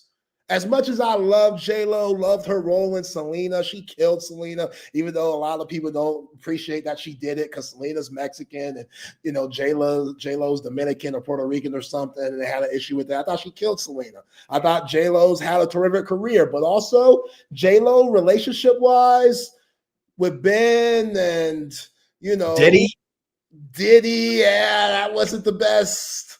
That wasn't the time. Mark Singer. Yeah, the singer. Skinny Mark. Work out.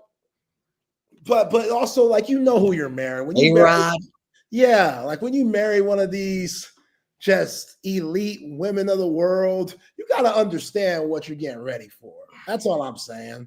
You just got to, David Justice, I can't believe he said that. I can't believe it. He should have said, I was in the wrong. I was in the wrong. That's what I needed to hear from David Justice talking to Matt Barr. I was in the wrong. I was immature. I had Halle Berry by my side, and I blew it. I blew it. Just say that. I blew it. That's okay. I blew it.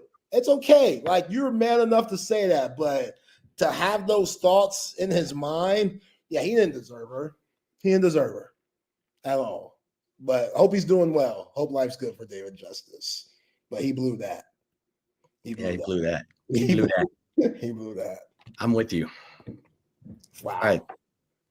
Let's bring in the open gym, Matt and Harrison today. What's up, guys? What's up, fellas?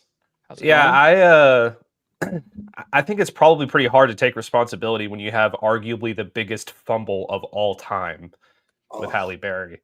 I mean, come on, man. How do you fumble that? The fact that you're expecting her to cook and clean is crazy. That's the thing where I'm just like, okay, David, like, you can't be that dumb, bro. You can't, like, those weren't the arguments. Those couldn't have been the arguments. Like, you're making Major League Baseball money. Like, a chef and a nanny, I'm pretty sure you could afford that, bro.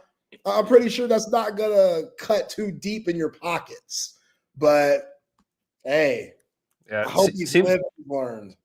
Seems like a pretty successful dual income household that could afford, daily made, nice chef making you breakfast every morning. I mean, come on, what are we doing? Yeah. What are we doing? Yeah. Oh man. Halle Berry's not lifting a finger if I'm David Justice ever. With my salary, Halle Berry's never lifting a finger, let alone David Justice. I mean, come on. Touche. Hey, with her salary, neither one of you is lifting a finger. Right? I'm like, with Oprah. There you go. I ain't doing nothing. Yeah, absolutely. All right, fellas. Have a good show, y'all. Have a good one, guys. Tomorrow. Later. All right. Welcome into Open Gym, everybody. I am the host today, Matt Galatzan. Our fearless leader, Patrick Davis, is out on vacation today.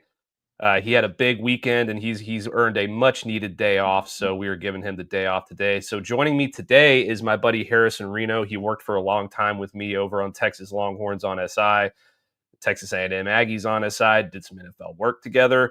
He is currently with Rivals.com and covering the Georgia Bulldogs and college football at large. Harrison, introduce yourself to everybody. Say hello to the Open Gym crowd.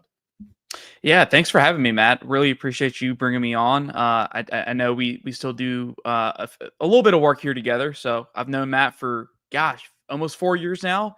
Haven't quite gotten into the podcasting with you or radio work with you till recently. And I'm really excited to dig in. I know this is my favorite time of year. The AP poll just dropped. Like, football's so close. I can sense it. Like, college football specifically. We reached another landmark today, Matt. We really have. This is exciting stuff. Harrison's a good buddy of mine, so I'm excited to chop it up with him for the next 2 hours. But yeah, everybody, welcome into Open Gym. We are live every day, 4 to 6 here on Texas Sports Unfiltered. You can catch us on the app. You can catch us on YouTube, Twitch, X, Facebook, all of the above. I will not have the Coda text line today because I do not have that technology in front of me. That is a Patrick thing, so apologies to Chan and all of our regulars over there on the text line. I will make it up to you tomorrow, I promise. As always, the third host here on Open Gym is the chat. So you guys chime in today with your questions and your comments. We're going to be happy to take those on. We got a lot to talk about today. We're going to go over some news and notes from the Texas scrimmage over the weekend, the first live scrimmage. Some exciting stuff there. We're going to get into a few other things as well, some AP Top 25 news, some NFL updates, Longhorns in the preseason, some Cowboys, some Texans, some other preseason stuff from around the NFL. And if we have a little bit of time, Harrison and I might go after Jimbo Fisher a little bit. We'll see how that goes. So stick with us for all that stuff. But Harrison, let's start off with the AP Top 25. We'll get into the scrimmage here in a little bit as everybody kind of gets on and gets with us here. But let's start AP Top 25. It was released today. Texas Longhorns come in at number 1 for, I believe, the first time ever in program history. kind of big time stuff there. We also saw, I believe it was Penn State number 2, and I'll pull up a graphic here in a minute of the whole top 25. But we saw Penn State number 2, Ohio State was number 3, I think Clemson was number 4, and the Georgia Bulldogs sitting there number 5. But big time stuff for the Texas Longhorns here, don't you think? Yeah, absolutely. I mean, you come into the season with the expectations of, hey, we got to go out and win a national title, and not just that, but also take care of business elsewhere. I think it's just another step in terms of the direction of like, hey, I know Sam Langer said it in 2018, but Texas is indeed back, and now we're going to see like just how far that can go. I know Brett McMurphy put out the tweet that 19 of the last 21 AP top number 1 teams haven't been able to capture that in terms of completing their goals. But who's to say Texas isn't the one to break that trend? I think Alabama was the last one to do that in 2017. And interestingly enough, Matt, that team didn't even play for an SEC title that year, which in today's world of college football is going to be more prevalent. Like, you don't have to play for your conference title to go win the national championship. Yeah, absolutely. And, obviously the history is against Texas in that respect, but I'm not a big believer in all that stuff. I'm not a big believer in curses or, bad juju or any of that kind of stuff. I think Texas, is the best football team in the country. I think they deserve to be there based on their defense, their returning talent on the offensive side of the ball, Arch Manning, all that stuff. I do think that there is some interesting things to be said about the rest of this top 25. Some things that I agree with, some things that I'm not sure I agree with. I'm going to go through real quick. We have Texas at number 1, Penn State number 2, Ohio State number 3, Clemson number 4, Georgia number 5, Notre Dame number 6, Oregon number 7, Alabama number 8, LSU number 9. Rounding out the top 10, we have Miami. Harrison, there's a bit of a trend with this top 10, and that is that 7 of the top 10 will be breaking in new starting quarterbacks this season. Texas, obviously, with Arch Manning. Ohio State, Julian Sayin, Gunnar Stockton for Georgia. There's a quarterback battle still in South Bend with Notre Dame with Kenny Minchie and CJ Carr. I think it's still coming down to the wire. They have not made a decision there. Oregon, bringing in Dante Moore, Ty Simpson at Alabama, who Kalen DeBoer was not exactly bursting with excitement when talking about Ty Simpson earlier this offseason, or earlier this week, really, over the weekend. So, that's an interesting one there. Then we have Garrett Nussmeier with LSU at number 9. That's a pretty good one there. But then Carson Beck at number 10 with Miami. Another new starting quarterback. I know you've got some thoughts on Carson Beck and what he's going to bring to the Miami Hurricanes. So yeah, like, what are your thoughts on this top 10 here? Like, do you think that this is pretty chalk? I mean, for my money, I would flip Clemson to number 2 with Penn State. I'd probably have Georgia somewhere in that top 4 as well. I'd probably put them ahead of Ohio State just because I'd never count out Kirby Smart. I think LSU should probably be higher than Alabama and Oregon and LSU, but maybe that's just me. This year's so weird going into it because, like you said, 7 of the top 10 teams are breaking a new quarterback, which in any other year, that's something you're going to take note of, and that's something you're going to kind of like dock points of some of these teams because that's a big unknown. I mean, when we talk about question marks, that's one of the biggest question marks you can have aside from offensive line. But this year just feels like even with the ones that do have starting quarterbacks returning, I'm not buying much stock into them. Like Penn State at number 2. Okay, yeah, they bring back a lot. You bring back 2 of the best running backs in college football. Probably 2 of the best running back duo in college football returning in God knows how long. Then you go down to Clemson. K. Klubnik, I thought, played exceptionally well at the end of last year. Started to put it on and show like, hey, there is some potential here for him to do some serious damage. I like the receivers out there at Clemson. Then you got the questions of, can this team get back to being dominant on the ground in terms of the ground game and the offensive line? Their offensive line, their trench play on both sides hasn't been up to par with the Clemson teams of the past. We got questions there. Notre Dame, like you said, beat Georgia in the quarterfinal last year, went to the national championship game. They lost a lot, but they do bring back 2 really good running backs.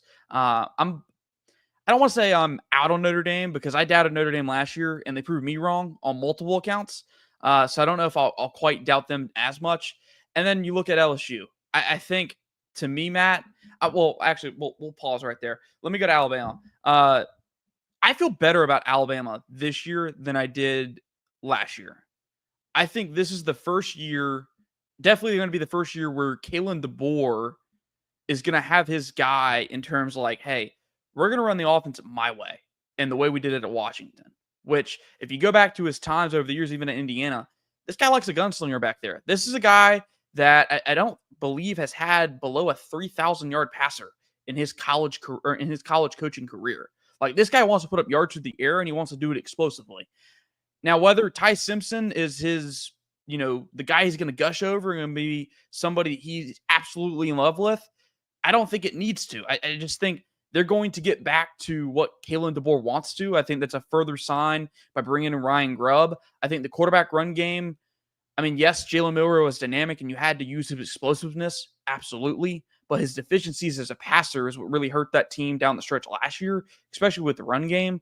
I think they're going to get back to being a little bit more Alabama-ish. Maybe not Nick Saban-ish, but Alabama-ish. And then LSU, Garrett Nussmeier has flashes. A lot of them. You see it. You see it pretty much every game, a few times each game. But I'm not quite there with LSU right now. I mean, shoot, they're allergic to defense. I know they got a little bit better under Blake Baker, the defensive coordinator. I'm kind of out on Brian Kelly as a whole. I thought he overperformed in year one and has underperformed since. We'll see if he turns it around and gets them back to being LSU that's going to contend for an SEC championship. I'm just not buying into them. And then Miami. Miami lost 4 of its top 5 pass catchers, Matt. And we saw last year Carson Beck struggled with the receiving core that wasn't up to par with what he needs. This isn't a guy that's going to carry a team. This isn't a guy that's going to elevate his team. This is a guy that's going to keep the wheels on. This is a guy who's going to play on time, be on rhythm, and he's going to be accurate down the field. He's going to make good decisions. Now, granted, he's going to make good decisions when he trusts his guys, because when he doesn't trust his guys, he's going to be a double-digit turnover guy. I think Carson Beck's going to get back to being closer to what we saw in 2023, but I don't know, Matt, if that's enough to elevate Miami. And just looking, I know I'm being long-winded here, just looking at this top 10, I'm trying to figure out, okay, which of these teams drop out of the top 12 by the end of the year? I'm going to go with at least 2 drop out of the top 12. And right now, I'm leaning Notre Dame and I'm leaning LSU. I think those are the 2 I think are sure. I think I'm pretty confident are going to drop out of the top 12.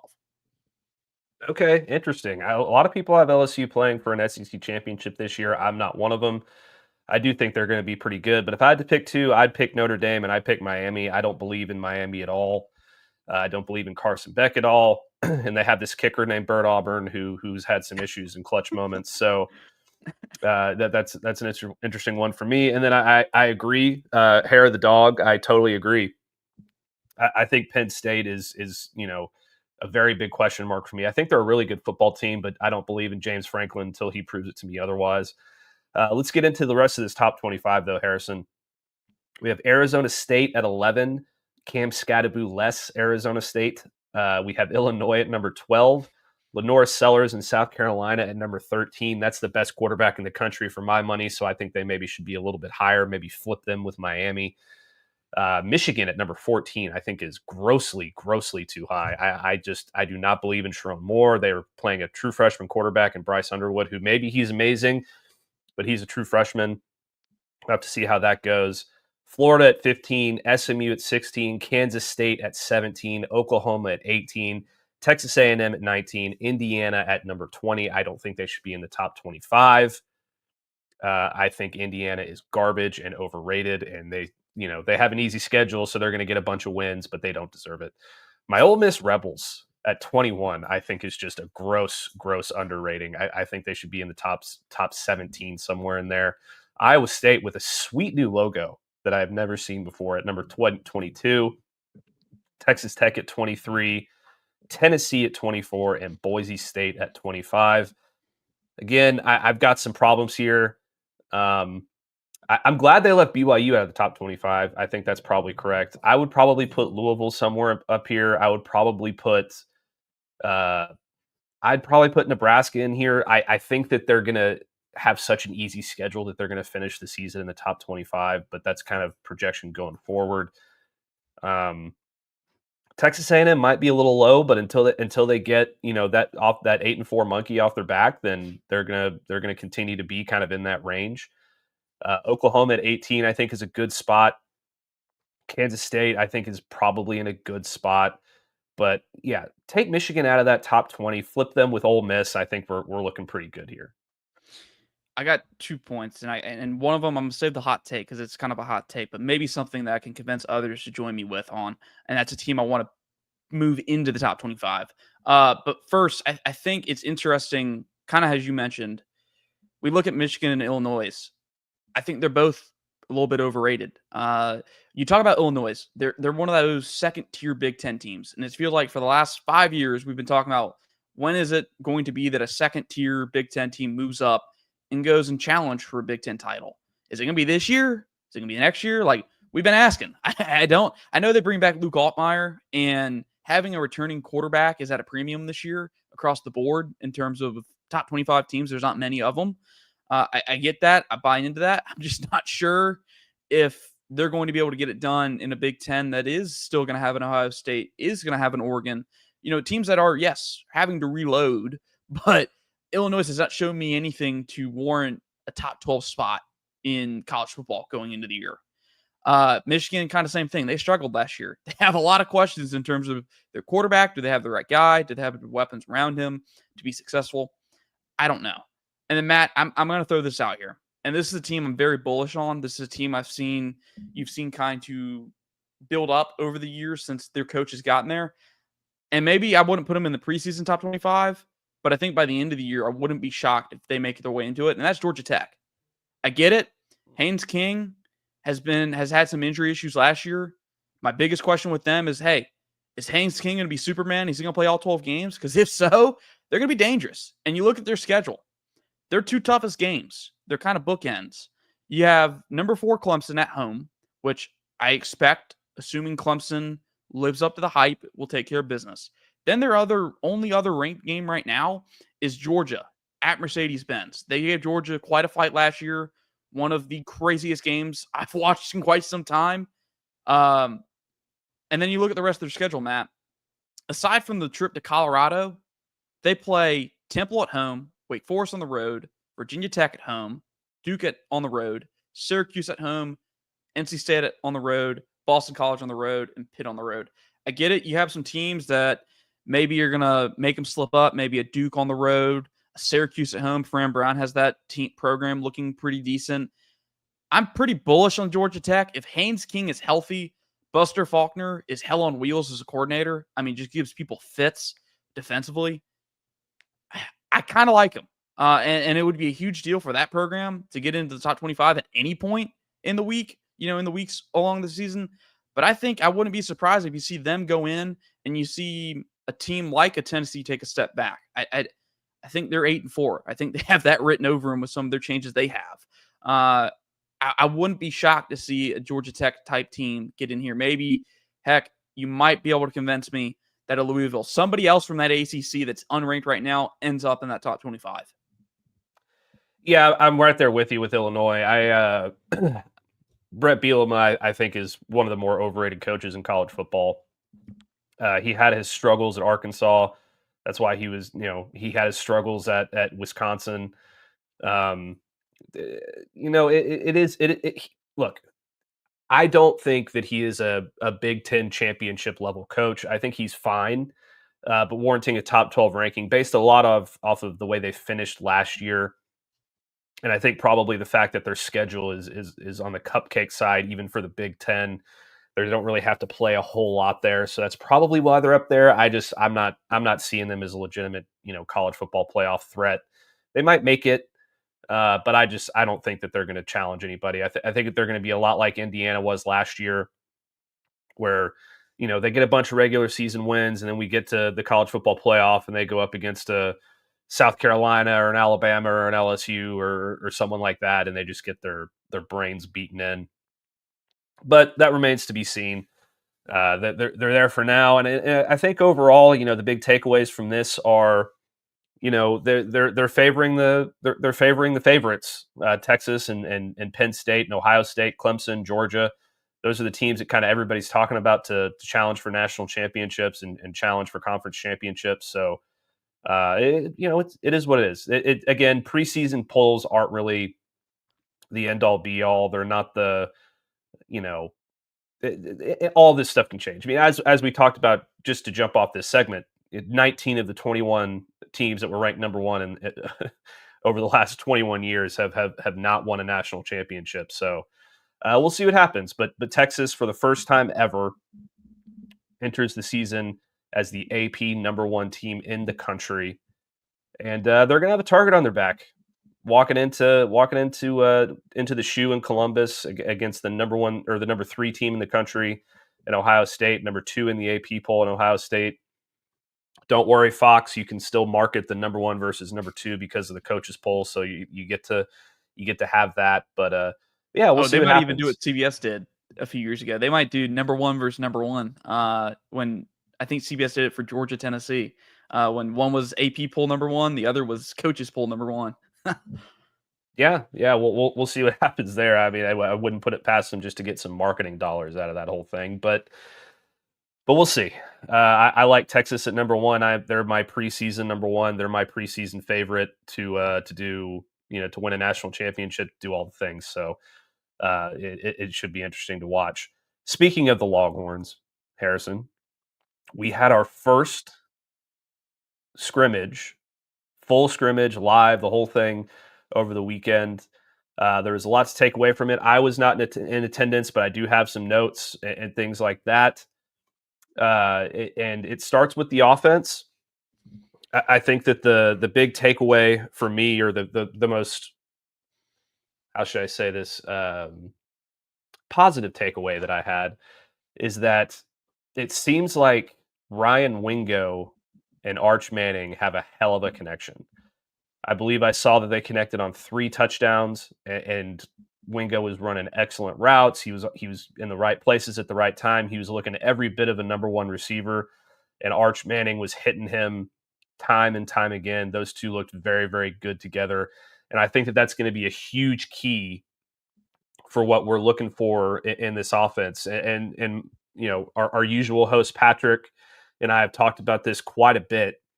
It's that Texas desperately needs Ryan Wingo to step up and assume that number one wide receiver role and become the dominant number one that they have had in years past with Roy Williams, Devin Duvernay, Xavier Worthy, all these different guys, Jordan Shipley throughout the years. They desperately need that this year, and it seems like he's taking the steps to get to that point with Arch Manning. Yeah, and I think what makes him unique from those other guys you mentioned in terms of past number one guys at Texas is Ryan Wingo. I don't think you're not going to just put him in the peg hole of, hey, he's our X. Like, you're going to move that guy around. You're going to give him a jet sweep or two a game. You might get creative with him. You might go Deebo Samuel package and put him in the backfield just to diversify where he's lining up. I think that's what makes him so interesting. And Matt, I think people have already talked about, Sarkisian was talking about it earlier in the fall about he thought this guy's going to do what a Jeremiah Smith, what a Ryan Williams did last year. Like he said, hey, he could have came in and did that last year, but we didn't need him to. I think Ryan Wingo is destined to have one of those years where when you're a national college football fan or somebody who doesn't really hasn't paid attention to Texas, they're going to be sitting there thinking, how the heck was this guy just sitting on the roster? Like, well, why was he not playing right away in a huge Jeremiah Smith part role somewhere else from year one? And he probably, like Sarkisian said, he probably could have done it last year, which when a coach goes that far to say, hey, he could have done what these guys did as a freshman, that speaks volumes to me. And I know they're not going to crap on their players in public, but usually with these young players, you don't see coaches want to put pressure on the guys. It's always, we have confidence with them, but we don't want to put pressure on them. Steve Sarkisian went out and said he thought he could do what a Jeremiah Smith, what a Ryan Williams did. That speaks volumes to me, just in terms of he didn't give the coach speak answer of, oh, yeah, we're confident in him and he's going to go win for us. Yeah, absolutely. And I don't know if he's ever going to be Ryan Williams or Jeremiah Smith or any of those guys. It's going to be hard for anyone to do that. That last year, the freshman wide receivers in college football. You throw Cam Coleman in there too. I mean, the freshman wide receivers in college football were just on another level. And Ryan Wingo had a good year. I mean, let's not be, let's not lie about that. I mean, he was a big time playmaker for Texas. He got the ball in a lot of different ways, but it was mostly jet sweeps and screens and reverses and that kind of a thing. And he had some plays down the field in the passing game, but he really needed to take a step forward this year. It sounds like he's finally kind of starting to do that here throughout training camp, and he's made those steps. But another receiver that has gotten rave reviews so far in camp and apparently had a hell of a scrimmage was Parker Livingstone. From everything that I've been hearing across multiple different reports and from the other people that I've talked to, it sounds to me like Parker Livingstone is going to be a starter on this football team alongside Wingo and DeAndre Moore. He had an excellent connection with Arch throughout the entire scrimmage. He's always making the right plays. He's always in the right spots. He's got speed. He's got size. He's got catch radius. He's got all these different things. And another one of the big questions that Patrick and I talked a lot about throughout this offseason is who is going to be that number 3 wide receiver. A lot of people thought, by default, it was going to be Emmett Mosley because he comes in as the big time transfer, and he had a hell of a freshman season at Stanford. He had over 600 yards receiving and a few touchdowns, and he kind of fits what Sark in this offense likes to do. But it sounds to me like Parker Livingstone is really going to make this difficult for Emmett Mosley to get a starting position, that he's kind of got it on lockdown right now. And that doesn't mean Emmett Mosley's not going to play. It sounds like he's kind of going to be, just the 4th guy that's going to come in at a bunch of different spots and give guys spells at different positions. But for right now, Parker Livingstone looks like a surefire starter on this offense. Well, Matt, I'll sit here and put some egg on my face. When we did the way too early Texas depth chart predictions for the season back in January, it was like the week after the Ohio State game. I didn't have Parker Livingstone as one of the 3 starting receivers for Texas. Now, granted, obviously Emmett Mosley wasn't even with the program at that point, so no way of knowing about him. But I was slotting in one of the freshmen, a Khalil Lockett, a Jamie French, like one of those guys. I was expecting those guys to step up, and now Livingstone is even, fighting off those guys right now in terms of starting from week 1. I think it speaks volumes to not only his work and his development over the last year, but also just the Texas recruiting, department over the last year. This is a guy that was a 3-star recruit coming out of high school, not the most highly touted guy. And it's funny because when you look at Sark's history, he kind of already has a history of finding these guys that, aren't heavily recruited or highly rated. And he ends up being, playing big roles in his offense. I mean, I think the most recent, one of Sark's best offenses of all time, 2020 Alabama, they had a 3-star receiver by the name of Slade Bolden that was playing next to a Jalen Waddle and a Devontae Smith.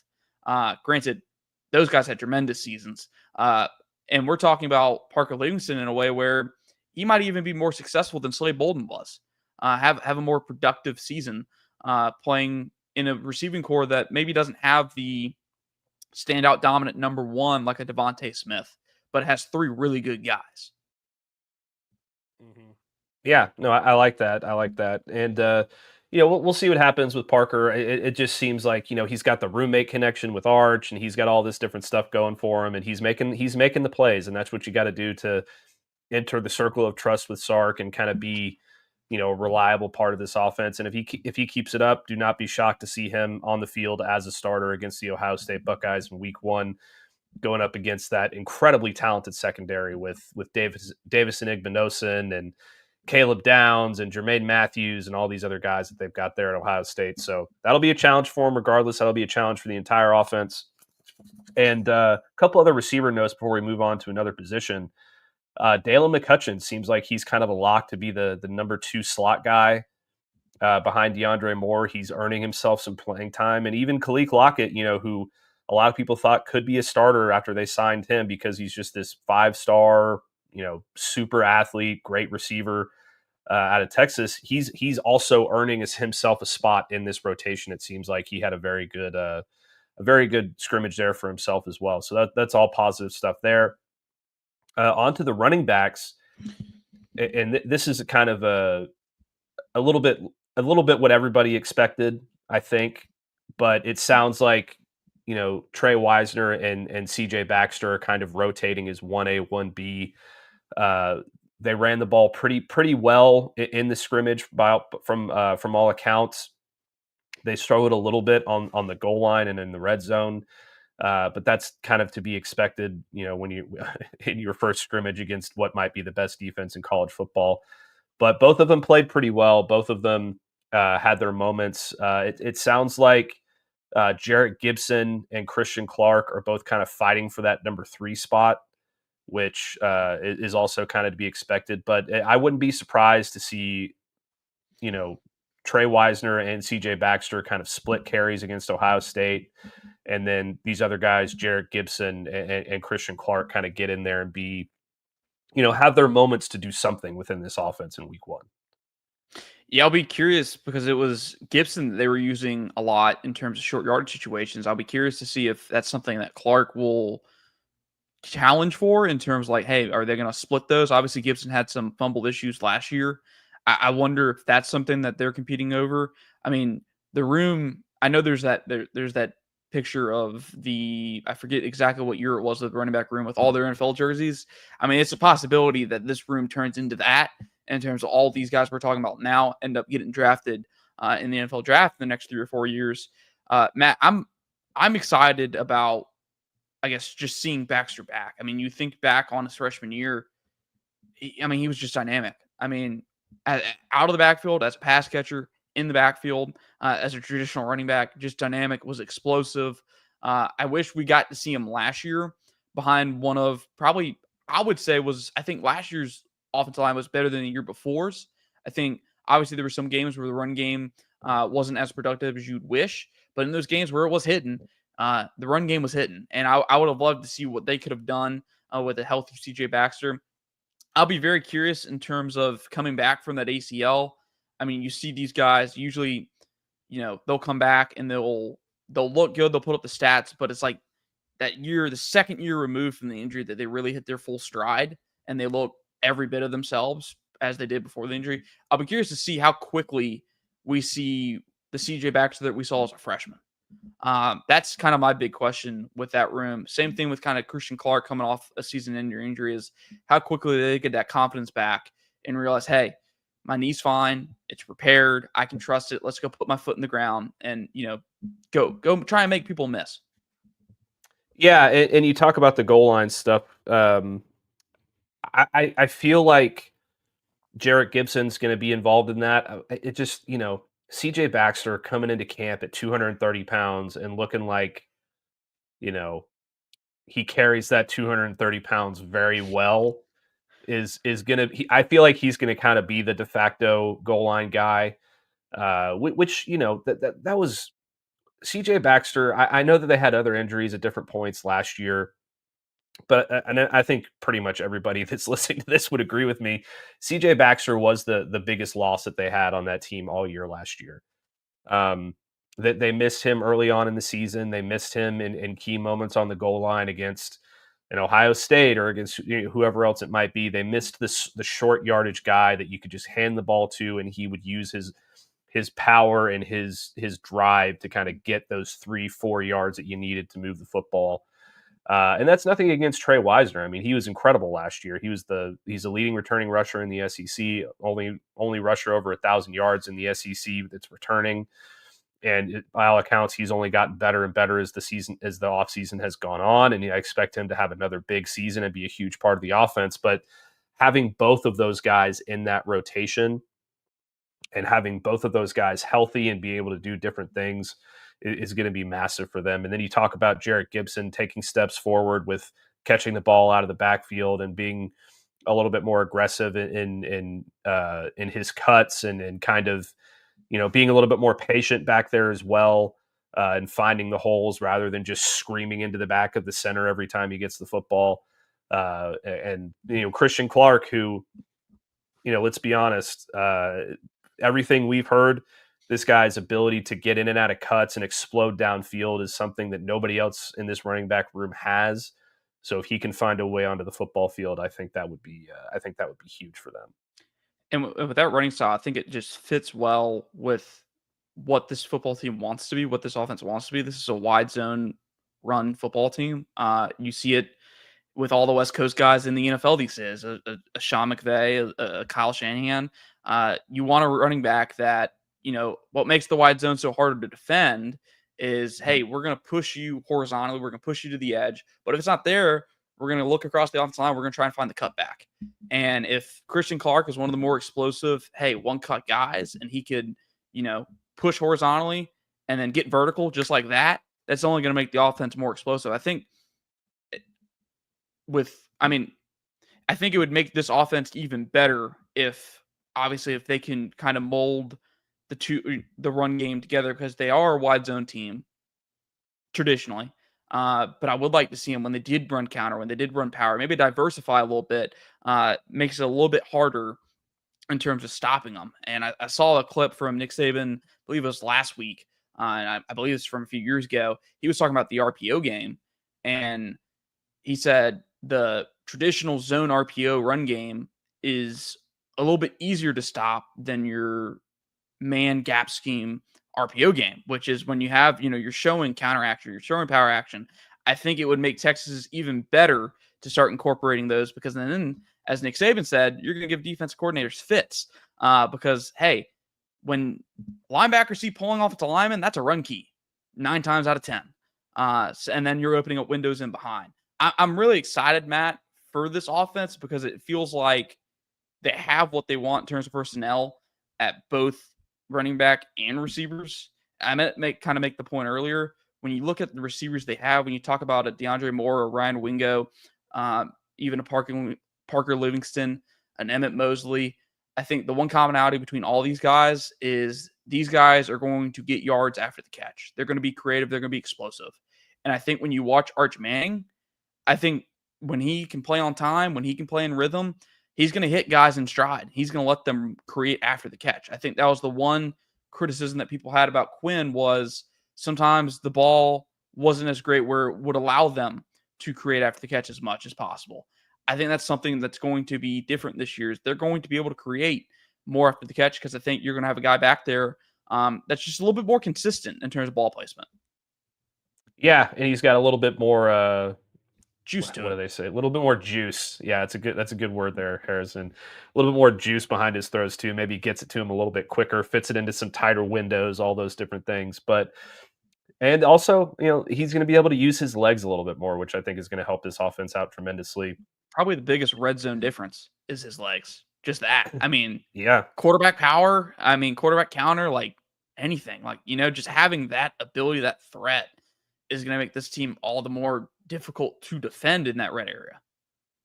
Yeah, absolutely. And I saw something that our the great Chip Brown, who was on the show right before us, put out. I think it was this morning. It was talking about how Arch's legs could be the biggest difference in Texas's success this year against Georgia, specifically because in the past, Georgia has tend to struggle against quarterbacks that have some legs. You talk about Haynes King, you talk about some of these other guys they've gone up against, who in the college football playoff with Notre Dame. Riley Leonard was able to use his legs and move the ball, and it's just something that they have struggled to account for over the last couple of years with Kirby Smart. Texas now has that wrinkle with their offense, and it sounds like they're not going to call 15 runs a game for Arch or anything like that, but he's going to be able to use his legs to kind of escape the pocket and make plays when otherwise they wouldn't be there. He did that a couple of times in the scrimmage, but against teams like Georgia, specifically Georgia, who Texas has had their issues with last year, I think that could be a major factor also. And I know you said like they're not going to run them 15 times a game, and they don't need to in that game. I mean, even there's the Haynes King, there's the Riley Leonards, who you're going to just run on like he's a damn fullback, as much as you can and get yardage. But you go look at even the ones that are just able to run. Maybe not the most explosive athlete, maybe not the more, not so much of Lamar Jackson or Haynes King. You look at a Bryce Young, you look at a CJ Stroud, pass first quarterbacks who are underrated athletic, who can go pick up yardage. I mean, Bryce Young gave the 2021 defense fits with just his ability to escape pressure. He's slippery in the backfield. Georgia created a whole damn run or tackling drill called Chase the Gingerbread Man to try and tackle Bryce Young. And then you look at CJ Stroud. Georgia was as aggressive as possible in terms of blitzing CJ Stroud, trying to get pressure on him because they didn't think he was going to run. And I think that's where Arch Manning comes into effect, is as much as they can run him in a more traditional quarterback run sense, I think it's going to be Arch's ability to create out of the pocket and to keep his eyes downfield, kind of Joe Burrow-esque, in terms of that's really where there's going to be problems, because then Georgia's going to have to keep a linebacker in the box to account for him, even when he's not, traditionally running it as a quarterback run game. I think he's going to stay a contributor first, but it's those plays out of structure where maybe with a Quinn Ewers turned into a sack, Arch Manning is going to be turn those into a 5-yard gain, which, Matt, as you know, 2nd and 5 is much better than 3rd and 2nd and 15 or something like that. They're going to be more on schedule. And I think that's going to be the biggest difference.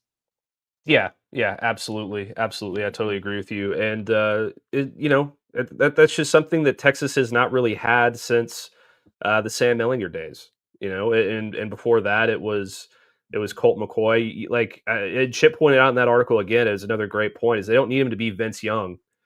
They just need him to be, in terms of using his legs, they need him to be a little bit more Colt McCoy, where he's creating stuff when other things aren't there. So, I really like that. I really like that shout, and props to Chip for bringing that one up, because that's a hell of a point.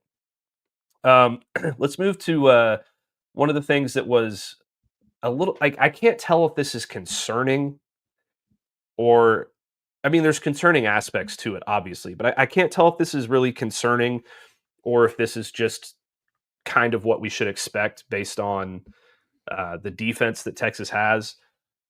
But from everything that I've heard, by all accounts, the Texas defense really won the scrimmage, and that defensive line really made it hell for the Texas offensive line. And the offensive line had their moments. The starters, I think, acquitted themselves pretty well. I think there's still some confidence to be had there. But apparently, the one concerning note that really comes from this is the Texas offensive line depth, specifically.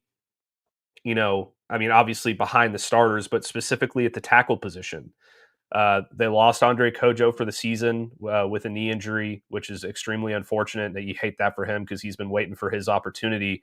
So they move Nick Brooks over to the right side of the tackle, at right tackle. He gets dinged up during the scrimmage. He's going to be fine, but behind these starters, and we're pretty confident in most of the starters, but Brandon Baker's still, a first-time starter there at that position. If he goes down, maybe you're, God forbid, but maybe you're in big trouble there. You got, some depth issues along the interior, which, if let's say you get Devin Campbell gets banged up a little bit, has to come out for a few plays, or then, or maybe it's Nedeyume Zulu on at left guard. It sounds like they're probably going to have to move Cole Hudson out of center and move him into either of those guard positions, and then put in their backup center there, Connor Robertson, to run the center spot. The depth is an issue, and I wonder two things, Harrison. And we can break this up into a couple different things if you want to, but I wonder two things. One, is this the defense just being so good that they're going to make every offensive line look that way, and give every offensive line they face issues, which I think is probably the case to a certain extent. I mean, I think this is the best front seven in college football, the best group of edge rushers in college football, and all those things. But also, like, how concerned should we be about the offensive line? Granted, it's just one scrimmage, but how concerned should we be about the offensive line and the depth there? Because it's, if you're getting where you want to go and you're the Texas Longhorns, you're playing 16 games.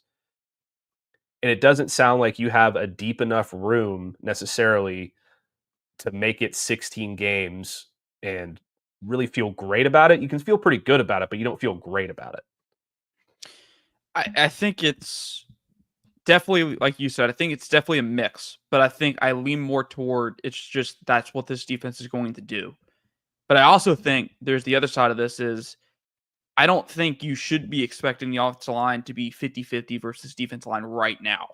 I think the case of you're going to expect to hear in scrimmage 2, in scrimmage 3, it's becoming more, I don't want to say straight 50-50 because your defensive line is still really, really good, but your offensive line's putting up more of a fight and keeping it competitive. Like you said, with the depth, you talk about, I think that's, losing what they lost. You go from having the ability to bring a 6th starter off the bench in Cole Hudson, a 7th starter in Trevor Gooseby, to now those guys are now your two of your frontline starters. And now you're having to find the next Cole Hudson, the next Trevor Gooseby to step up and play. I am curious. I think depth is certainly a talking point in terms of, like, yes, you are concerned, and injury is the one thing you can't time. You don't know, but I don't think this is a problem unique to Texas. I think when you look across the board, when you look at these other programs that are supposed to be in national title contention, I think depth is the one thing you're going to hear that's consistent among all these groups, especially up front. I just think you're putting out players faster than you can develop and replace them. And I mean, Texas is starting to get into that mold now where it's 23 players in the NFL draft over the last 2 years, and you lost 12 this year, you lost 11 last year. Like, that's a lot of returning production gone that you have to replace. I don't think Texas is alone in this. I guess is the point I'm trying to make. So I'm not as concerned about it, Matt, because I think this offense as a whole, from game 1 to game 12, I think even game 1 to game 6, I think you're going to see markable improvements across the board. Obviously, then you get to game 12, it's like, man, this is what we expected. Yeah, I tend to agree with you. I feel like this being an entirely new offensive line for the most part, replacing four of the 5 starters, including, what is it? Oh yeah, all 4 guys are in the NFL. So that's going to be an issue. There's going to be some growing pains with continuity and communication and all that stuff. And I think it's just it's unfortunate that you have to go up against Ohio State in week 1 with that kind of an issue. But I think they'll be okay. I think that preparing against a defense like this one throughout all of training camp is going to prepare them for the start of the season. And I think you're right. I think that by the time we get to, Florida or Oklahoma or one of those, I think it's going to be a lot more polished of a product that you have there at the offensive line. And it's going to be a little bit more of what we're expecting. And I hope that they kind of break out a new mentality from what they had last year. There's been a lot of talk about nastiness up front. There's been a lot of talk about making more of a push in the running game and those kinds of different things. So I think all that's coming. I think all that's going to develop and that they're going to be fine there. And then the last point that we're going to talk about here on the scrimmage is the star position. So the star position is a critical piece of the Texas defense. Jahdae Barron played it like a absolute maestro during his time in Austin, and then he moved to the outside last season. You saw Jalen Gilbo move to the star position, and I think he did a fairly good job there as well. He was part of the issue with that play at the end of the first half against Ohio State, but I think that it's a lot more that went wrong in that play that you could just blame Jalen Gilbo for. But he played the position well throughout the entire season. It seems like a position that is more built toward a safety than a corner in terms of skill set, like the kind of skill set that they want to have at the position. You want to be able to cover in man coverage, and you want to be able to do the things that a cornerback does. But it sounds like they want the skill set, like a body of a safety in that role more than anything. And Jahdae Barron could do that. Jalen Gilbo could do that to a certain extent. But it sounds like based off of the scrimmage that Jelani McDonald might be the favorite to ultimately occupy that role. And what that would mean is that Michael Taft would be back there patrolling, the middle of the field as he always does, and that's where he's best, and he can communicate with the whole defense and kind of put things in motion and make sure everybody's in the right place. But it's also going to open up an opportunity for Derek Williams, who's returning from an ACL injury this past season. It was another big loss for Texas last year that not a lot of people talked about, but not a lot of people talked about it because they finished with the best pass defense in college football. So getting him back into the fold is going to be huge. And then you also talk about like guys, Jonah Williams and Xavier Filsame and Jordan Johnson-Rebel, a bunch of other safeties back there who are super talented. But Jelani McDonald in the safety in the star position is very interesting to me because he is an absolute athletic freak. He's been making plays all over the field in training camp. He lays the wood. He's fast. He's big. He's strong. He's got great playmaking ability. So I think that having him in that position could be fantastic for Texas. Well, and I think if you're going to pull from any position, it would be safety in terms like, hey, if we're going to go cross train somebody, I think you would want to do it at safety because you have so many options. And I know you're having to replace a Andrew Makuba who had probably over 40 games of college experience, had 14 at Texas, played at an All-American level last year for Texas down the stretch. I mean, you go look at their biggest games. He made some of the biggest plays, but I think it helps both rooms. It helps clear up what could be a backlog at safety in terms of you got, I think 3 or 4 former 4 or 5-star recruits at safety who are going to have to sit behind a Michael Taft, behind a Jelani McDonald one more year. But now if you're moving McDonald down to star, it kind of clears that up. You can start rotating more at safety alongside Taft. You can start getting those guys who are going to have to inherit the safety room from Taft in a year's time on the field and start playing meaningful snaps right away. And then from a corner perspective, Matt, that was like the one position that I was curious about in terms like, are we going to see to go get an Emmett Mosley type addition, somebody who may not come in and be this immediate difference maker, but someone that can come in and compete and contribute. I was curious to see what they did, like what they were going to do there.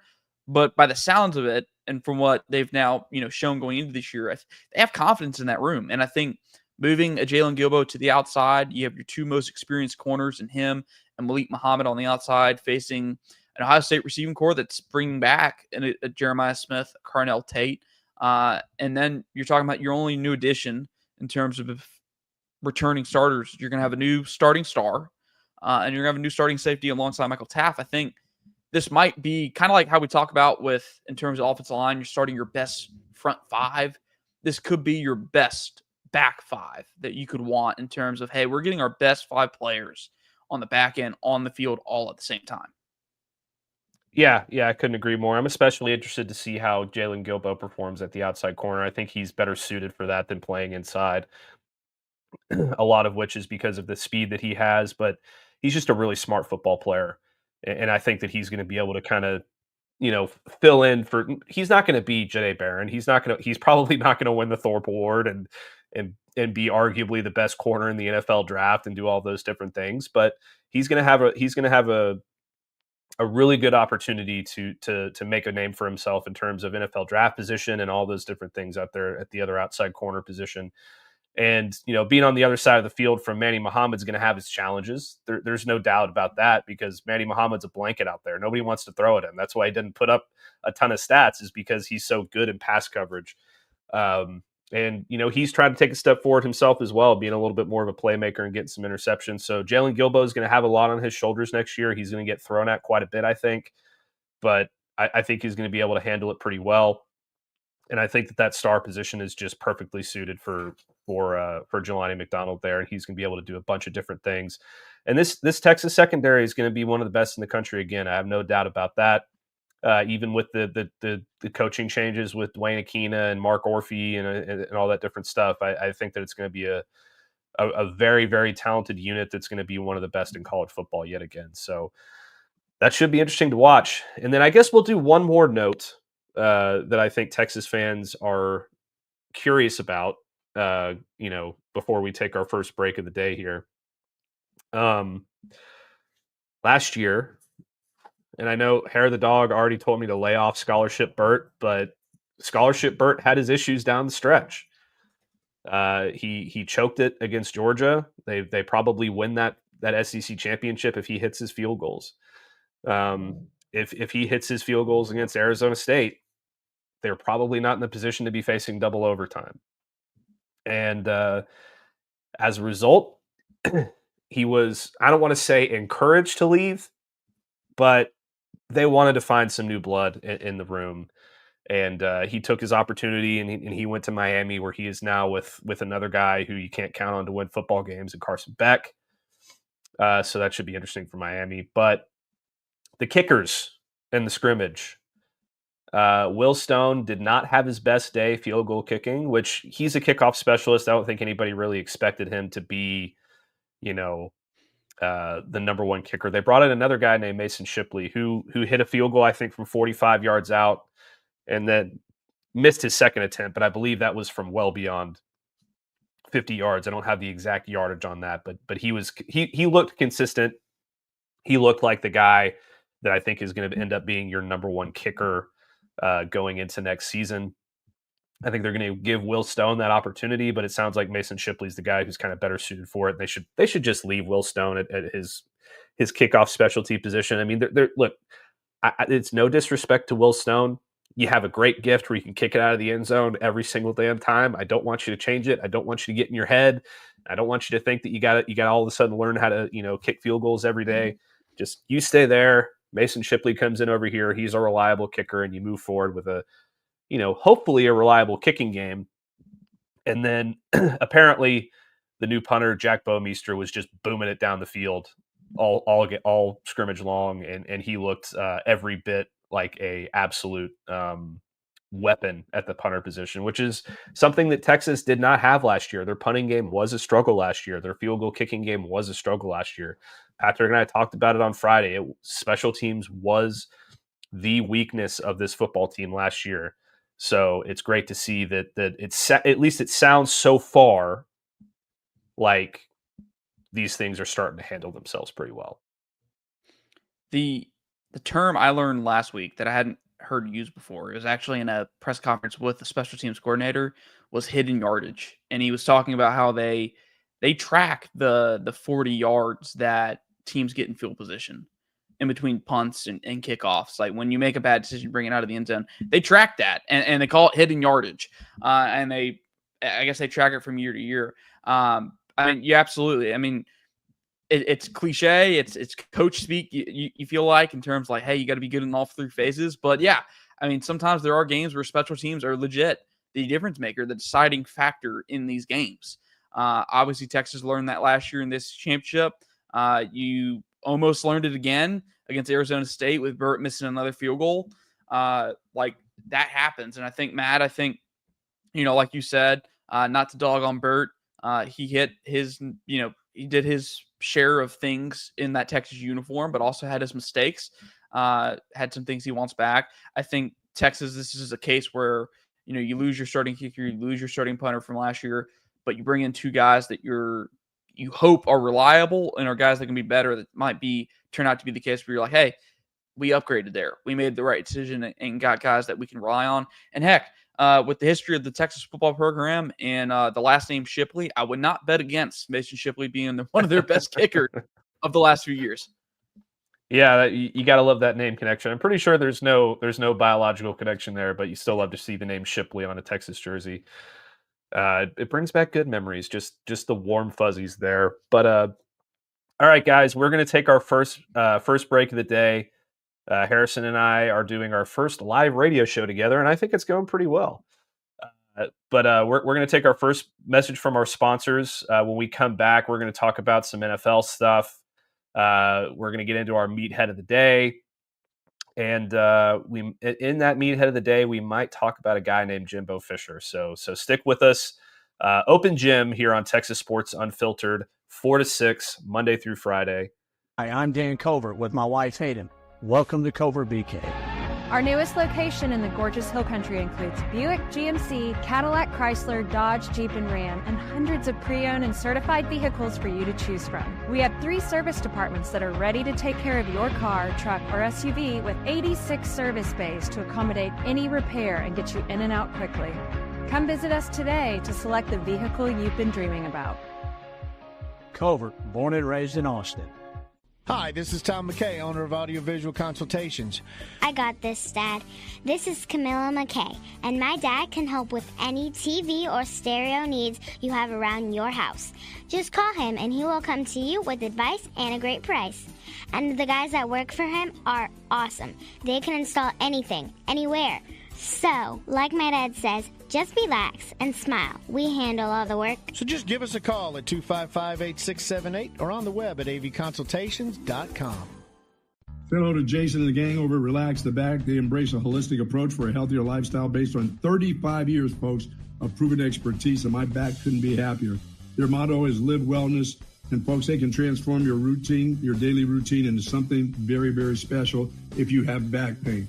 If you're struggling with thoracic problems, if you got hip problems, if you got lumbar problems, please go over to one of their stores. They got 2 great locations, and find out a chair or a recliner or a sofa that's going to fit you and going to make your life a whole lot better. I've got this office chair right here that I've been sitting in for years, and I love it. 2 locations, folks, at the Hill Country Gallery across from Whole Foods, and in North Austin at the Gateway Shopping Center across from the Container Store. Live pain-free like the buck and Relax the Back. SendTexTickets.com. If you're in the market for tickets to any sporting event, any concert, any Broadway show, anything live coming to town, you got to head over to SendTexTickets.com. The best seats to all of the biggest events, not just here in Austin, but all over the state and all over the country as well. It's so easy to use. Just log on your phone or computer to SendTexTickets.com. All of their tickets are 100% guaranteed, and they will be delivered right to your phone or computer. So simple to use, and you're also helping to support a local business every time you shop. SendTexTickets.com. So if you want to be at the biggest events in sports and entertainment, there's only one place to go. It's SendTexTickets.com. All right, welcome back, everyone. You're listening to Open Gym here on Texas Sports Unfiltered, Monday through Friday, 4 to 6 p.m. I'm joined today by my buddy Harrison Reno, who is filling in for the great Patrick Davis, our fearless leader and our fearless host, who has earned a much-needed vacation today, so we're giving him a break, and Harrison is picking up the slack for us and coming here to talk some football. We spent most of the first segment talking about Texas football, AP top 25. We got into a lot of that. We got into some news and notes from the scrimmage. So if you're just tuning in now, you want to rewind a little bit and catch that stuff, go ahead and go for it. I do not have access to the Coda chat line today. That is a Patrick thing. So apologies, Chan, and all of our regulars over there. I can't see your messages, but third member of Open Gym is our chat, so you guys pop in on the comments on Facebook, Twitch, X, and YouTube, and ask any questions you might have for us, and join us today for some NFL talk here in the second half of this 2 hours together that I have here with Harrison. Harrison, NFL preseason, week 1, we finally got it. Football is officially back. It was really fun to see some actual starting NFL football players play some football. It wasn't a lot. Like there were some guys that were out there, but we at least had some players playing, and it was exciting to see. And we'll get into some games here in a second. We'll go through and talk about some Texas players who had some good showings and things like that. But isn't it just great to have real football back? Yeah, I know, typically the first thing that comes to your mind when you say football's back, it's not preseason, but hey, I mean, it's one of those rare cases where you're going to turn on a preseason game. You're gonna be happy about it. I don't know about y'all. I don't know about you, Matt. I don't watch the spring football pro league stuff. So to me, preseason is the first set of football games, pro football games that I watched since February. It was nice. It was cool to see the NFL account popping off with game clips from this year and not last year. Yeah, absolutely. I don't watch UFL or XFL or whatever the hell it's called these days. I don't know. It's not really my bag, Harrison. It's something that I don't get into. Those guys are, more power to them. They're doing their best to live their football dreams, but I like the real thing. I like college football, and I like the NFL, and we're back, and it's really nice. Should we get into? I'm gonna leave this one up to you, Harrison. Should we get into former Texas players in the preseason first, or should we dive into some quick recaps of some of these other games? Ooh. I say we do former Texas players first. Give the people what they want.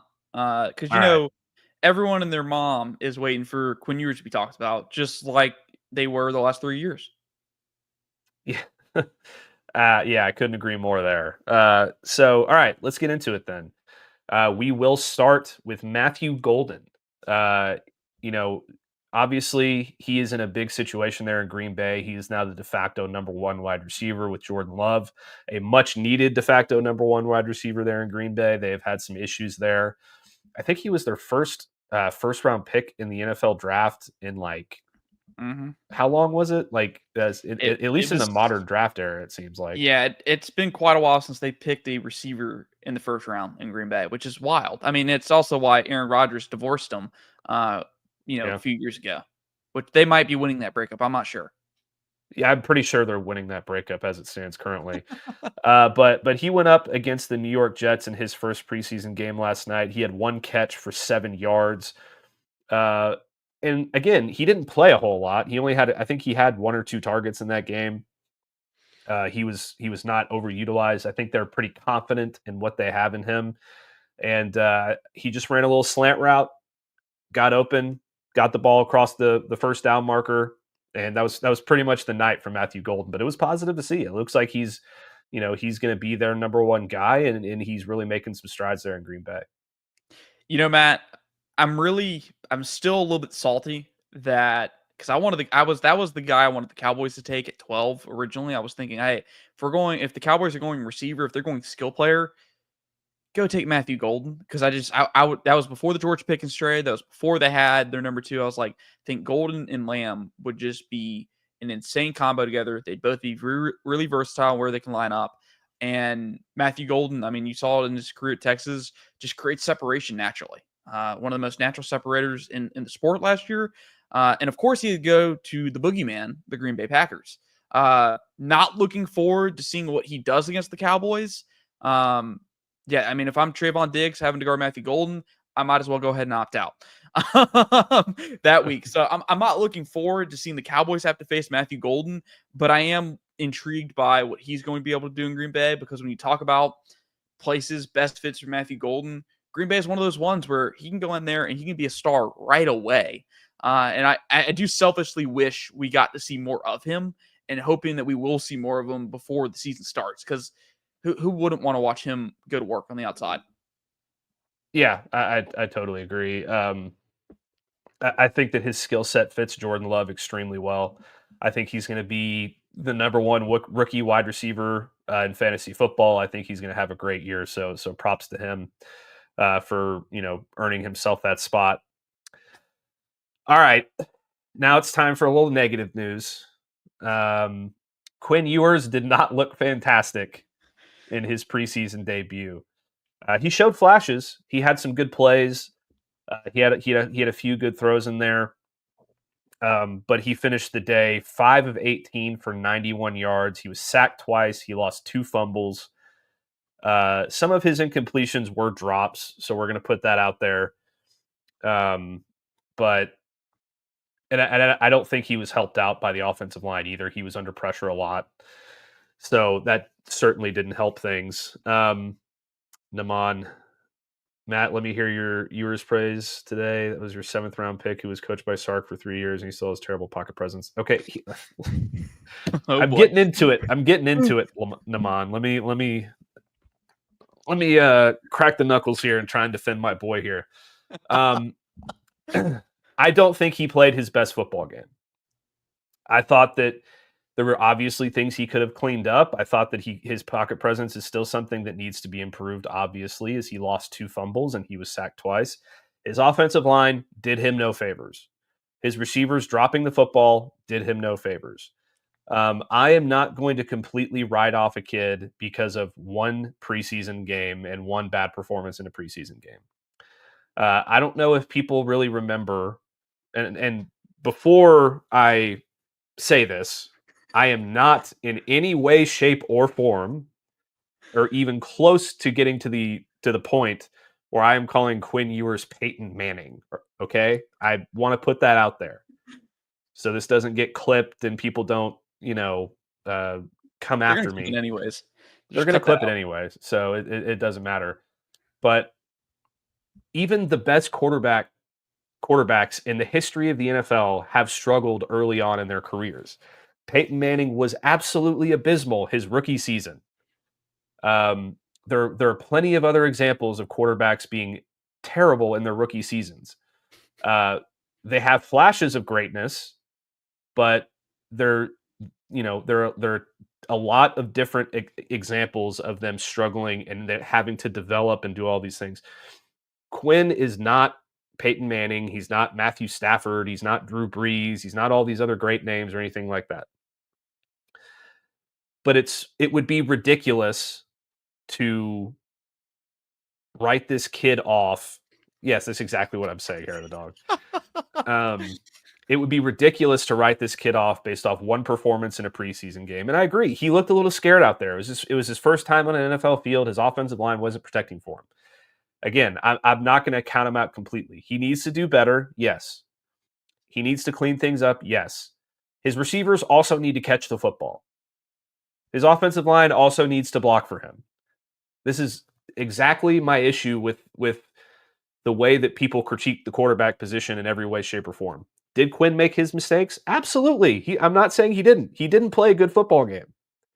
But also, let's examine what was around him as well and not put all of the blame on him for getting hit multiple times, getting sacked twice, all these different things. That's not the way it works. The quarterback gets all the praise when things go well and all the blame when things go wrong. It's never in the middle. And Quinn, I expect, will play better in game 2. And if he doesn't, then look, he's not going to be the starter anyway. He's playing well in camp. Let's give him an opportunity to kind of learn what it's like to be on an NFL field before we christen him as an absolute, I told you so bust because he's a 7th round pick. Well, I guess just to start there, I don't think you can be a bust as a 7th round pick. I think you're just, if you make it on a roster for the first 2-3 years of your career, I guess you're. What I mean by that is a lot of people expected him to be a 2nd or 3rd round pick. Oh, okay. And they classified him as a bust because he was a 7th round pick already. Yeah. You understand what I mean? Yeah. Yeah. So that's what I meant by that. So I brought some stats, some extra stats, and I'm not going against you here. I'm with you. I'm not ready to hit the panic button on him at all, because I think there's several things that are true here. Number one, like Matt said, not everything is his fault. Not everything's always the quarterback's fault, but there are stuff that it's under his control, and certainly he didn't do well. But even after this recent performance, I still can't deny. I still feel like Quinn's in one of the better situations that he could have landed in terms of a schematic fit, in terms of a team fit, in terms of a situation. I think he's in the right place, because what do we know about this Dolphins offense, Matt? When it's at its best, it excels at getting the ball out quickly. Who does that sound like? Quinn Ewers at his best got the ball out quickly. And at its best, this Mike McDaniel's offense is about getting the ball out in those 2.5 seconds and trying to exploit that 10 to 15 yard, 20 yard middle part of the field, the middle thirds of the field. That's where Tua was at his most successful. When he's at his best, that's what he's doing. I pulled out these today. In 2023, one of Tua's better seasons, he was graded at 93.6 in a clean pocket by PFF. Matt, those dropped to 51.6 when he was under pressure. That was his grade under pressure, 51.6. It's similar trends to what Ewers was in college last year. Ewers graded out at 41.6 under pressure by PFF. He had a 23.2% pressure to sack rate. But when the pocket was clean, he's one of the best quarterbacks in college football. He had an 81.2 grade. And I think you see that in his effectiveness. I think in terms of, yes, there's definitely things that Ewers is going to have to do. He's going to have to generate more consistent velocity on the football to hit those middle thirds of the field in the NFL. The windows do close faster. But I do think in terms of his overall fit, I don't think there's a better situation. I really don't, in terms of, I think it's worked out well for him. And then on the other note, I don't think this is a guy I don't particularly expect to thrive with a backup offensive line, a second or third string offensive line, because like you said, he did have times where he didn't trust his protection when he should have. And I mean, he's certainly not going to trust his protection with the backup offensive lineman the Dolphins have. And heck, the Dolphins sometimes don't even trust their first team offensive line in terms of protection. Not ready to hit the panic button here. He can still go on and have a good career. I mean, this guy could have a 10-year career just being a backup. But with the way the Dolphins have had luck in terms of injuries, bad luck and injuries, and Tua going down, I think if Quinn did get his chance with the first team offense and having Tyreek Hill and Jalen Waddle, I don't expect him to look out of his depth. I think he would actually find some success. Yeah, no, I totally agree with you. Naman, are you saying that Texas had the best receivers in college football last year, or that that he had the best receivers Miami had on the field at that time last night? I'm confused by your question. And yes, Texas led the nation in 5-yard passes last year. Yeah, because that's the way Sark called it, because that's Quinn excels in getting the ball out quickly, and that's how that offense operates. It's going to be different with Arch because he has different strengths. But clarify your first question, Naman. I'm curious. Are you saying that Texas had the best wide receivers in college football last year? Because I can tell you right now they didn't. I believe that title belongs to the Ohio State Buckeyes, who had Jeremiah Smith and Emeka Ibuka and Carnell Tate and Brandon Ennis. You could also argue that Alabama had some pretty damn good receivers last year. There's a lot of teams that had a lot of good receivers last year. I think Texas had a good receiving core last year. I thought Matthew Golden was great last year. Outside of that, it was kind of a mix and match of a bunch of guys. And yeah, Gunnar Helm was great at tight end last year, but was he the best? I mean, that's arguable. I think you could talk about, Tyler Warren at Penn State. I think that you could talk about Colston Loveland at Michigan. I think you could talk about Harold Fannin at Bowling Green. There's a lot of guys over the past 2 years. I mean, over the past 2 years, Quinn played really well. It got them to 2 straight college football semifinals, won a conference title, got them to another one, was a play away from winning or from going to 2 national championships. Like, Naman, I get that you hate Quinn. It's okay. He had a bad game. Every time he has a bad game, you don't need to come in here looking for receipts. Just recognize the guy's a rookie and he struggled in his first preseason game. It's okay. Nothing will ever change my mind that Quinn was way too hated on during his time at Texas, and accomplished more for the University of Texas in his 3 years there than anybody since Colt McCoy, probably. And he is the reason that Texas is, or one of the major reasons that Texas is in the position they are today as the AP number 1 team in the country and the coaches poll number 1 team in the country. And that's just a fact. It's just Steve Sarkisian admitted it himself. It's a fact. Matt, I've learned over the last few years in the Georgia space, it's the guy that gets the program back into that national contention is always going to be overlooked and disrespected until you get a few years down the line and your quarterback plays not up to par. I mean, in Georgia terms, it was Jake Fromm, got him to their first playoff appearance, got him on the brink of a championship, and then Stetson Bennett eventually won the championship, and then you go to this year with Carson Beck. Things were not going well, and Georgia fans look back and say, oh man, maybe things weren't so bad when Jake Fromm was leading the team. So I think it's probably going to be the same thing with Texas. Is at some point fans will look back and realize, hey, Quinn got them back to get him into position to go win a championship. Like you said, Quinn had a major part in getting the program to where it is. So now it's just about finding the next guy that's going to take them that extra step.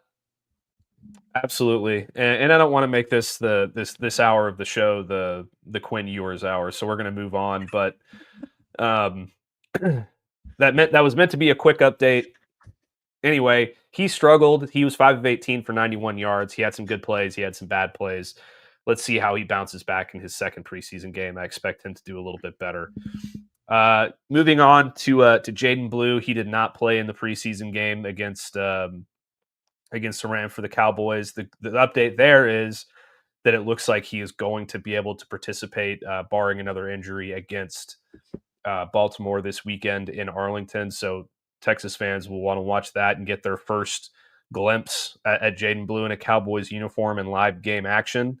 And that should be exciting. Kelvin Banks, I believe he made his debut for the Saints over the weekend, and then I don't have any notes on how he did. I was not able to find any stats on Kelvin Banks. So if anybody in the chat has those, please feel free to drop those in there. We move on to Andrew Makuba. He did not record any stats in Philly's preseason game this weekend, but he was on the field. Jahdae Barron had 2 solo tackles and a blowout win for the Broncos, and he looks like he is going to be a big part of that defense, playing opposite of what might be the best corner in the NFL, and Patrick Surtain II. So that's a great spot for Jahdae to be, and I expect him to play very well. Alfred Collins did not record any stats in that same game against the Broncos, but he did play. Let's see. Vernon Broughton.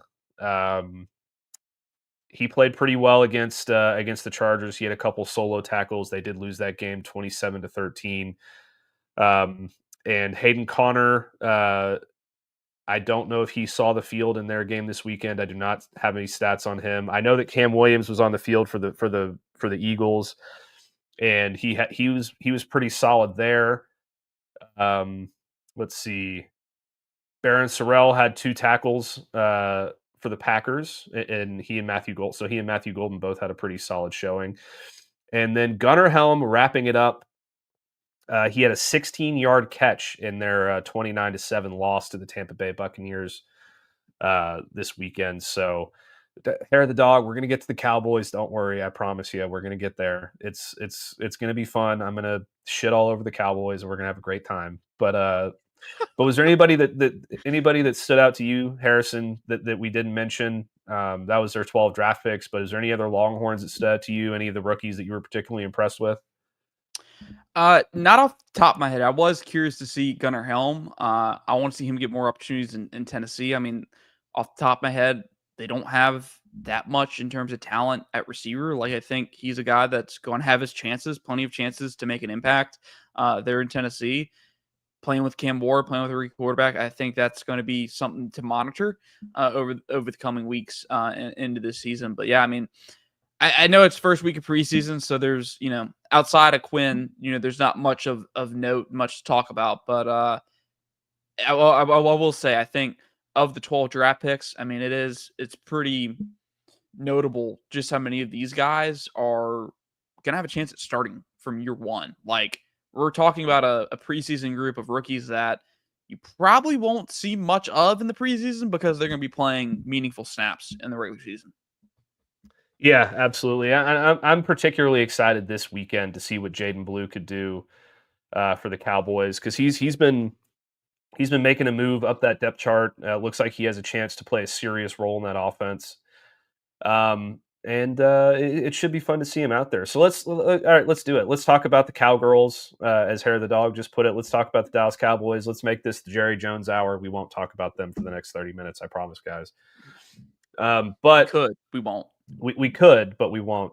The Cowboys did not have the best showing in their preseason opener under Brian Schottenheimer. They got beat up pretty good by the Rams. They lost 31-21. The Rams scored on their first 2 drives of the game, going up 14-0 into the second quarter. The Cowboys did get on the board in the second quarter, but they did not get into double digits until the fourth quarter. They outscored the Rams in the fourth quarter 15-14. And just, there's some positives here for the Cowboys. Malik Davis had 7 carries for 63 yards. Unfortunately, I don't think he's going to make the roster. So, that's kind of much ado about nothing. Phil Maffa got a bunch of run. He had 10 carries, but he only had 36 yards. He did have a long of 8 though, which was good to see. Deuce Vaughn, not very involved, 2 carries for 11 yards. Trayshawn Holden was a big one for the Cowboys. He had 2 catches for 42 yards, including on 2 targets, including a 35-yard reception. Jalen Brooks had 2 for 26 with a 16-yard reception on 3 targets. And then over on the defensive side of the ball, the real standouts for me, Zion Childress was one. He had 6 tackles and a tackle for loss. Darius Harris, 5 tackles and a tackle for loss. And let's see what else here. Maris Luafau has been getting rave reviews, so far over the last few days. He had 4 tackles, 2 of them solo, and Israel Mukwamu had an interception as well. So those are the positives, Harrison. Those are the only positives that I have for the Cowboys right now. We'll get into the negatives here in a second, but those were the only positives. Yeah, I'm really curious about Trayshawn Holden in terms of his outlook for making this roster. I mean, he's battling up against guys that have been special teams, practice squad players in Jalen Brooks and Ryan Flournoy. I'm curious to see if he can kind of make an impact to push out those guys who, especially Flournoy, who has a year or 2 on him in terms of being with the team. Obviously, when it comes to the receivers and guys in these positions, it's going to be who can play more of an impact on special teams. I really liked Holden out of college in terms of Oregon, played well at Oregon, I thought, had a promising start at Alabama. I'd be curious to see if he can push to make this roster. Not saying he's going to play a role so much so in the offense, but really it's going to come down to him on special teams. Another guy I want to give a shout out, and this has kind of been a guy that has been, I think, since he's been signed, I see a lot of Cowboys media pointing out during training camp, was Perrion Winfrey. I think has a sneaky chance at playing a bit part role on the interior. I mean, if there's one thing about the Cowboys for the last 10 years, it's been consistent. They have not been able to find the big bodies that can stuff the run. And not saying Winfrey is going to be a guy that can do that consistently, but at the very least, maybe somebody who can contribute. And I won't touch much more on that interior because I'm sure that's going to be a big part of the negatives in terms of this the next however long we're talking about the Cowboys. Yeah, let's get into some of those negatives. I'm going to start with Joe Milton, though. He ended the game with a decent stat line. He had 17 of 29 for 143 yards, a little over 50% there. But his accuracy was all over the place. He threw a pick. I know there's a lot of talk, which always seems to happen with the Cowboys backup quarterbacks. Is Joe Milton gonna be elite? Is Joe Milton gonna take Dak Prescott's job? Which is all just ridiculous conjecture that, I anytime I saw an article like that, I just laughed it off. But Brian Schottenheimer came out and said he hasn't really lost confidence in him whatsoever. He needs to keep developing and he needs to keep moving along within that system. But Joe Milton did not have the best showing. And then probably the biggest negative for me, and I'll let you take one if you want after this one, Harrison, but the Cowboys' rush defense reared its ugly head yet again. 38 carries for the Rams, 181 yards, 2 touchdowns. Cody Schrader had 5 carries for 59 yards. Jarquez Hunter, 11 for 41. Blake Corum, 9 for 32 and 2 touchdowns. Cody Schrader also had a receiving touchdown from 9 yards out. But that rush defense looked every bit as bad as it has as it did last year. And I know it's the preseason. I know not all the starters were playing, but you would have liked to have seen a little bit better of a performance there because Kyron Williams wasn't playing for the Rams either. So, yeah, Matt, I mean, here's the thing. For all the talk about this team wanting to be more physical, this team wanting to run the ball, this team wanting to stop the run, it's pretty much empty promises for me right now. Because there was nothing in the offseason outside of, yes, they went to the bargain bin and got a couple more free agents than they did the year before, that has told me they've actually improved in that area. They don't have a dominant one technique at nose tackle. They don't have a dominant edge setter opposite of Micah Parsons in the run game. Like, they don't have a dominant inside linebacker. Like, they've done nothing to make me feel confident that they're actually going to be better against the run. Because I don't think it's a scheme thing. I just think they don't have the players, they don't have the personnel to actually do it. And that really hasn't changed. other than the fact they actually talk about it and they openly talk about it. So yeah, congratulations, Brian Schottenheimer. You've talked a big game, you've talked a tough game, but you're really just setting the bar too high. You're not going to be able to surpass it. Yeah, in my opinion. No. I totally agree with you. I think that against my better judgment, I kind of bought into the Cowboys being a better football team this year. With all the offseason moves they made, I predicted them to go 11-6. I feel terrible about that now. I do not think they're going to go 11-6. But I'm not going to change my prediction because that would be cowardly. So we're gonna let this season ride out, and we're gonna let this this team do what they're gonna do, and then I'll eat my crow at the end of the season's over when the Cowboys are actually 9-8 or 8-9 or something like that. But which I don't. That being said, I don't necessarily think that that's going to be a huge negative in the eyes of what I think about Brian Schottenheimer. This was a team that was, I think, 5-12 last year, and he's kind of operating with a front office that just isn't doing him any favors with Jerry Jones and Stephen Jones. And before we move on to the Texans and the Vikings here in a second, I think it should be noted that there was a little bit of news today about Micah Parsons and the Dallas Cowboys and their ongoing, I don't even know what you call it at this point, fiasco with his contract. According to Adam Schefter,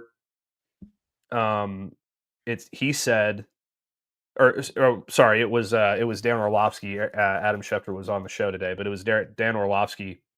He said that the two sides just don't like each other very much, and he doesn't think that this is a deal that's going to get done.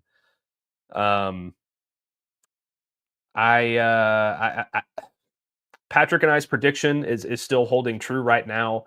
We both believe that a week from today, just because I'm sure you're unaware of this, Harrison, because I don't think you watched our show last week, but Patrick and I are both predicting that Micah Parsons is going to sign his contract the day before the release of the new Dallas Cowboys documentary on Netflix, just to maximize the marketing potential of that, and have the Cowboys being the biggest thing in the NFL the day before that's released. But this whole thing is just an absolute gigantic mess, and it doesn't seem like it's getting any better. Yeah, Matt, I do just want to go back real quick, and then we'll touch on Parsons. You're 11-7 or 11-6 prediction. I ain't poo-pooing on it because I'm not that far off you. I feel pretty confident that if Dak doesn't get injured, that this team is a fringe 10-win team. And I want to say this: if they get to 10 or 11 wins, it's going to be because Dak Prescott in that passing game was what they were just the other year. And I hope if that happens, people finally start to realize, hey, maybe Forrest should get some more respect than he does. And I know the playoff success is probably not going to happen because you're going to have to be able to stop the run and run the ball in the playoff to win. But in the regular season, they've shown you can get by scoring a crap ton of points and throwing the ball around. That has proven to be successful, and I don't think that's going to change. Might get a little bit better. But to me, Matt, I'm with you. I think 11-7 is probably best case scenario for the schedule and the teams they're going to have to face. But I would not be shocked if they get it done. And I would hope maybe Ford gets a little bit more respect instead of people saying, oh, this is a bottom 15 quarterback, which there are people out there that think that. But in terms of Micah Parsons, I'm one of those people, just for the record, Harrison. Really? I don't think he's a top 15 quarterback. But yeah, go on. I'm numb to it at this point, Matt. It feels like every offseason they have the same situation, and it just feels like Jerry's more determined to have his name and his brand in the media and talking points than he is actually winning. It's kind of like Hair the Dog says, how that team still sells out that stadium is mind-boggling. It is kind of crazy, but I mean, people have said it for years. The Cowboys are a better marketing agency than they are a football program or a football team. I think that holds true. And what better way to keep your name in the media to keep your name on A Block television than having a contract fiasco that you are almost certainly going to get done. Because Matt, as sad as it is to say, I highly, highly doubt that Jerry Jones will do what Nico Harrison did and let his best player walk out the door. Especially in the sense of, I don't see them trading Micah Parsons.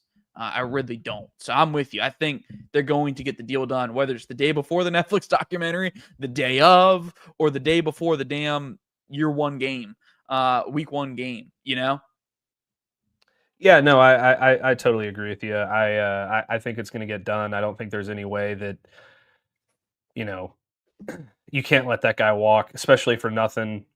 And eventually, these things always work themselves out with the Cowboys. They just put themselves in a corner where, they have to pay these guys way more money. And as Harry the Dog says, Dak's making $60 million a year, and he didn't have to be making that if they would have gotten their contract done along the timeline of a normal NFL franchise.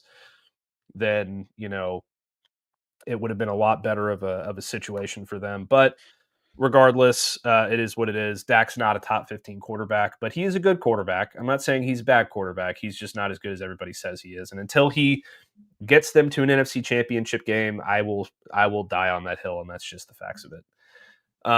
All right, let's actually, before we move on, Harrison, did you have any other negatives for the Cowboys from their game on Saturday? Jerry Jones still runs the team, but I think that's going to be a reoccurring negative for a long time. In terms of on the field, is there anything else? No, I think you covered it really well. I mean, just the run defense. I know it's with the backups, wasn't there. For me, the Joe Milton trade never really moved the needle for me. I saw him in college. I mean, yeah, dude has a big arm. Dude put some juice on the ball. Dude can throw it, really fast and throw it really far. But, if he can't hit his target, then what's the point? I'm not here for the Joe Milton hype. I mean, yes, it's nice. He has a big arm. He has upside. But it's just, to me, it's just another, hey, we're smarter than everybody else. We're going to be the one that fixes Joe Milton. So, yeah, I mean, you covered it really well, Matt. I think we covered all the bases in terms of negatives. All right, so let's move on to the Texans. They went up against the Minnesota Vikings this weekend. They lost 20-10. And there was some of the same issues that we've seen with the Texans. Obviously, CJ Stroud didn't play. They got some decent play out of Keaton Slovis, who was 11 of 15 for 71 yards. Davis Mills, 4 of 5 for 50 and a touchdown. Graham Mertz, the backup that they picked up in the draft this year, 7 of 14 for 27 yards and 3 interceptions for Mertz. That is not good. The running game was not there either. You got some decent stuff from Darren Ogunbowale. I'm sure I just butchered that, but it is what it is. 5 carries for 29 yards. He had a long of 9. Outside of that, Jawar Johnson was your leading rusher with 6 carries for 18 yards. Graham Mertz had 1 carry for 9. J.J. Taylor, 2 for 5.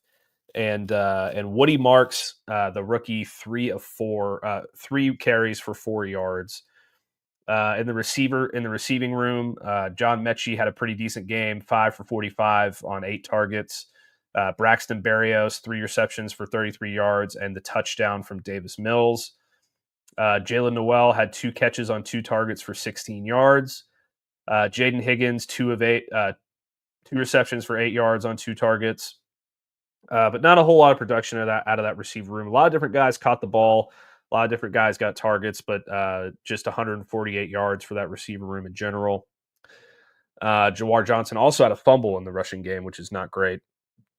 On the defensive side of the ball, you had some TFLs from Jamal Hill, who also had 6 total tackles. Nick Neiman, who had 5 total tackles. Junior Tafuna had a tackle for loss and 3 total tackles. And let's move on. No interceptions for Houston. In the kick return game, they used a bunch of different guys. They had Woody Marks back there, Braxton Berrios, John Mechie, Daniel Jackson. So it seems like they're kind of trying to figure out things there. It seems like Braxton Berrios is going to kind of be this team's return guy, but they're having some competition back there. And so the offense, kind of left a lot to be desired. They had a touchdown in the first quarter, but after that, it just kind of petered out, and they only had 3 points the remainder of the game. They lost 20-10, and they really got beat up by the Vikings defense. And they had 4 different quarterbacks. Sam Howell went 11 for 13 for 105 yards. Max Brosmer was 5 of 8 for 47 yards and a touchdown. This is something that you're unaware of so far at this point, Harrison. I might be the biggest J.J. McCarthy hater on the internet at this point. I think that he is not going to be a good NFL quarterback, and I'm going to die on that hill. He didn't have a bad game in his preseason game, though. 4 of 7 for 30 yards, 67.6 quarterback rating. But, all in all, kind of a rough outing from the Texans offense. The offensive line didn't play fantastic, particularly in the run blocking game. They gave up a couple sacks. It's a work in progress. You saw a few different combinations out there, but again, much like I was saying about the Dolphins earlier, much like I'm saying about the Cowboys, same holds true for the Texans here. Preseason football does not dictate how well a football team does during the regular season. Just not the best showing from the Texans over the weekend. Yeah, and honestly, this is a Texas-based team that you can have a little bit of hope and desire for in terms of what they have. They have not paid CJ Stroud yet. They haven't had to pay some of their top playmakers. I mean, this is still a team that has a Nico Collins, a Tank Dell, a Jaden Higgins, a Jalen Noel. John Mechie would love. I mean, that's talk about a story if John Mechie can get back to what he was before he got hurt. I'm not hopeful in terms like the offensive line. I don't think they improved the offensive line. Trading away Larry Tunsil was eyebrow raising to say the least. But then again, Matt, like you said, it's preseason. It's hard to tell with this team. This team, they could go out in the regular season and play really well. They changed their offense coordinator. There's new ideas in that room.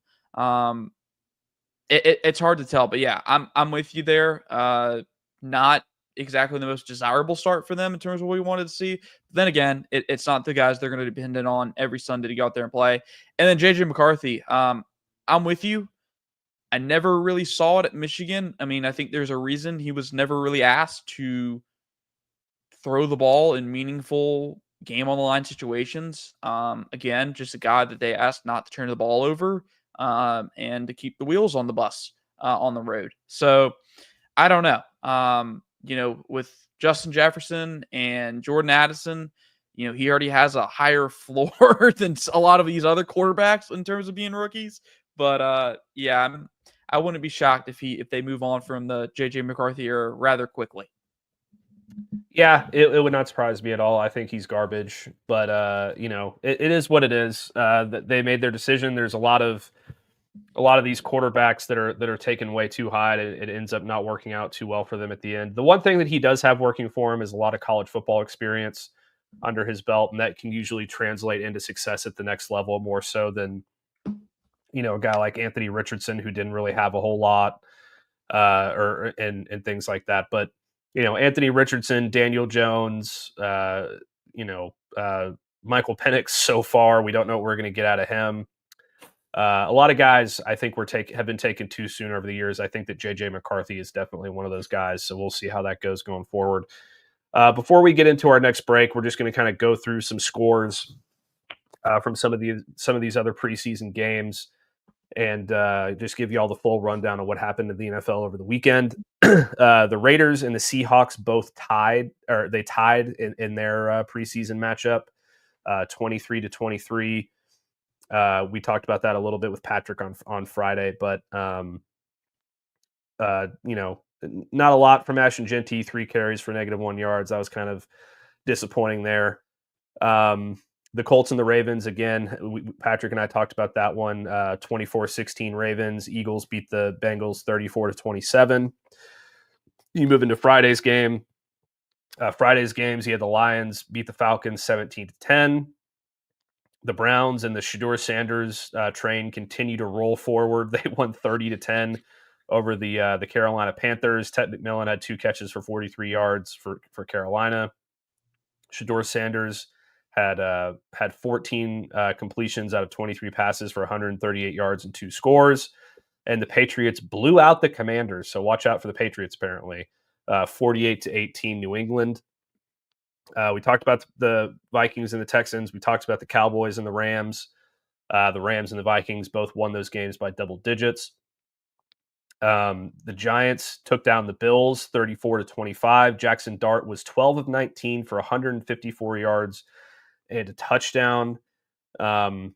His rushing statistics, he had 3 carries for 24 yards. So a decent showing from Jackson Dart in his preseason debut there. The Steelers took down the Jaguars 31-25. Skylar Thompson for Pittsburgh was 20 of 28 for 233 yards and 3 scores. The Buccaneers blew out the Titans 29-7. Kyle Trask led the Buccaneers. He had 12 of 16 passes for 129 yards. Cam Ward was 5 of 8 for 67 yards, decent showing in his first outing there. And as we mentioned, Gunnar Helm 1 catch for 16 yards, and Calvin Ridley 3 catches on 3 targets for 50 yards. So some positive things out of Cam Ward there. The Jets took down the Packers 30-10. The Cardinals beat the Chiefs 20-17. Kyler Murray was 7 of 8 for 96 yards. He did throw a pick, however. The Broncos took down the 49ers 30-9. Jarrett Stidham was 14 of 15 for 136 yards and 2 scores for Denver. Then you get to Sunday, 24-24 tie from the Dolphins and the Bears. And Ollie Gordon had 8 carries for 33 yards and a score. And then rounding things out on Sunday, the Chargers took down the Saints 27-13. Tyler Shuck was 15 of 22 for 165 yards and a touchdown. He also threw a pick 6. And Trey Lance had 7 carries for 48 yards and a touchdown. And he also completed 7 of 14 passes for 55 yards. Decent showing for him once again. He looks like he could find a home as a backup in LA there. But was there anything else from the weekend that you saw, Harrison, that in preseason football that you wanna bring to the table? I mean, the Saints quarterback situation is interesting. I mean, that it's not often it feels like you have a true quarterback battle in the NFL these days in terms of like training camp battles. Tyler Shuck, Spencer Rattler, Jake Haener. I don't know about you, Matt, but and this might have been common back in that draft, but I thought Spencer Rattler showed a lot at South Carolina and made me think, hey, this guy does have some upside to maybe be a good player in the NFL. We'll see if that translates with the Saints. It could always be worse. You know, Cowboy fans, you could be the Saints this year with Kellen Moore. Matt, I don't know if we've ever talked about, not a fan of Kellen Moore. Very much not a fan of Kellen Moore. And then the other one, I guess the other one, you mentioned it right off the top, was Jackson Dart in New York. I mean, talk about a quarterback room. Jackson Dart, Russell Wilson, Jameis Winston, and Tommy DeVito. You have the Italian Mafia boss, the Oxford legend in Jackson Dart. You have the guy with the model wife in Russell Wilson. And then you have everybody's favorite crab leg enjoyer in Jameis Winston. I'm intrigued, to say the least. They have a heck of a front seven, but it seems like we've been saying about the Giants for the last 6 years. I'm curious if they can get it turned around. I like Joe Shane after what we saw, or I forget how you say his last name. I thought he looked decent in the Hard Knocks documentary, so I am kind of rooting for him, although I don't like the Giants. I don't know. I don't know where I'm at on Brian Dable, but I do like Jackson Dart. I do think maybe they have something in terms of hope for the future. Not to mention you have Malik Neighbors. Yeah, Malik Neighbors is going to be a good football player regardless. It'll be interesting to see what happens with Jackson Dart going forward. I know he has some Josh Allen traits to him, which is something that Brian Dable obviously is going to really enjoy. Can he be Josh Allen? I seriously doubt it, but he's is physically talented as a quarterback, as you were going to find in that draft. So we'll see what happens there. I'd like to, as the resident Ole Miss fan in the room, I'd like to see how Jackson Dart does in the NFL. And, we'll see. I think he needs to work on his decision making. I think he needs to work on his accuracy a bit, but he's got the talent. So let's see if he can do it. Let's take our second break, Harrison. And when we come back, we'll get into our meathead of the day, which is going to be a little bit longer than usual because we're going to be talking about Jimbo Fisher. So I want to get into the break, and then we'll spend the last 6 or 7 minutes kind of trashing Jimbo Fisher, which I think everybody will really enjoy here. So stick with us after this break, and we'll be right back. At Sleep Cycle Center, we can treat your sleep apnea in various ways. My story starts 15 years ago with the loss of my father to undiagnosed, untreated sleep apnea. And this is a very preventable disease, and treatment options are various. Millions of people across America have sleep apnea, and they fail to realize the early warning signs. Fatigue, daytime sleepiness, and snoring are the most common signs. We'll find the best solution using advanced technology, oral and epigenetic appliances, or CPAP. We offer weight loss, oral surgery, and laser treatments. Schedule your appointment today and get your sleep evaluation. If you're looking to remodel a kitchen, renovate your bathroom, or maybe add some new life to your outdoor space, reach out to our friends at McCall Custom Homes. They are custom home builders and renovators here in Central Texas, and they've been doing it in Central Texas for more than 40 years. It's a father-son team with a ton of experience, and all of that experience is here in the Austin area. So they know what it takes to turn an Austin area home into something truly, truly special. Right now, our friends at McCall Custom Homes are offering free estimates to TSU listeners so they can come out to your place, hear your vision, they can tell you what they can do, and then you can go from there. Don't just take my word for it. Check out their website, McCallCustomHomesATX.com. Look at the gallery of jobs they've done over the last 4 decades. And then when you're ready, again, reach out to them and they will come to you. McCallCustomHomesATX.com, or you can call or text Mike McCall directly at 512-633-9580. It's McCall Custom Homes. We build value into your home. Hi, everyone. This is Tom McKay, owner of Audiovisual Consultations. We've been serving and assisting customers in the Texas area I think I got this by now, old man. This is Camilla McKay, Audiovisual's social media and website manager. Our company has been helping you sit back and relax for the last 37 years. We come to you, and we're the kind of workers you want in your home. We give you all the advice at a great price, and we do a lot more than just audiovisual systems. We have employees capable of performing services like electrical contracting, heated floors, motorized shades. Am I forgetting anything, old man? Yeah, we do surveillance systems, controlled lighting systems, and landscape lighting, computer networks, multi-room audio systems, and of course, we install some really cool theaters. I had a feeling you were going to say that last one. Now, am I forgetting anything? Only this. Remember to hug your kids, laugh with strangers, and make love to whoever the hell you want. So give us a call at 512-255-8678. Or visit us online at avconsultations.com. That's 512-255-8678.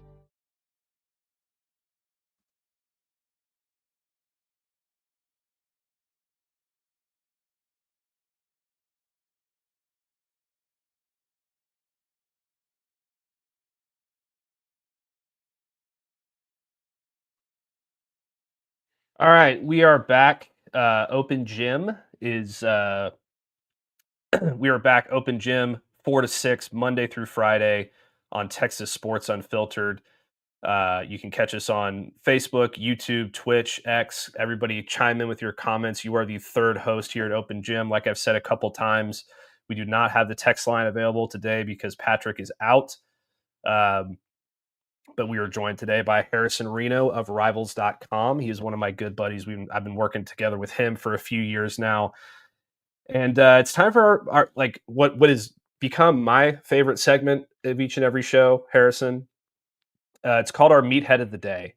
And it's sort of a segment where we take, a lot of the times somebody who says something stupid or somebody who does something stupid or whatever, and we just kind of riff about it for a few minutes and make fun of them and get the chat, laughing and going a little bit.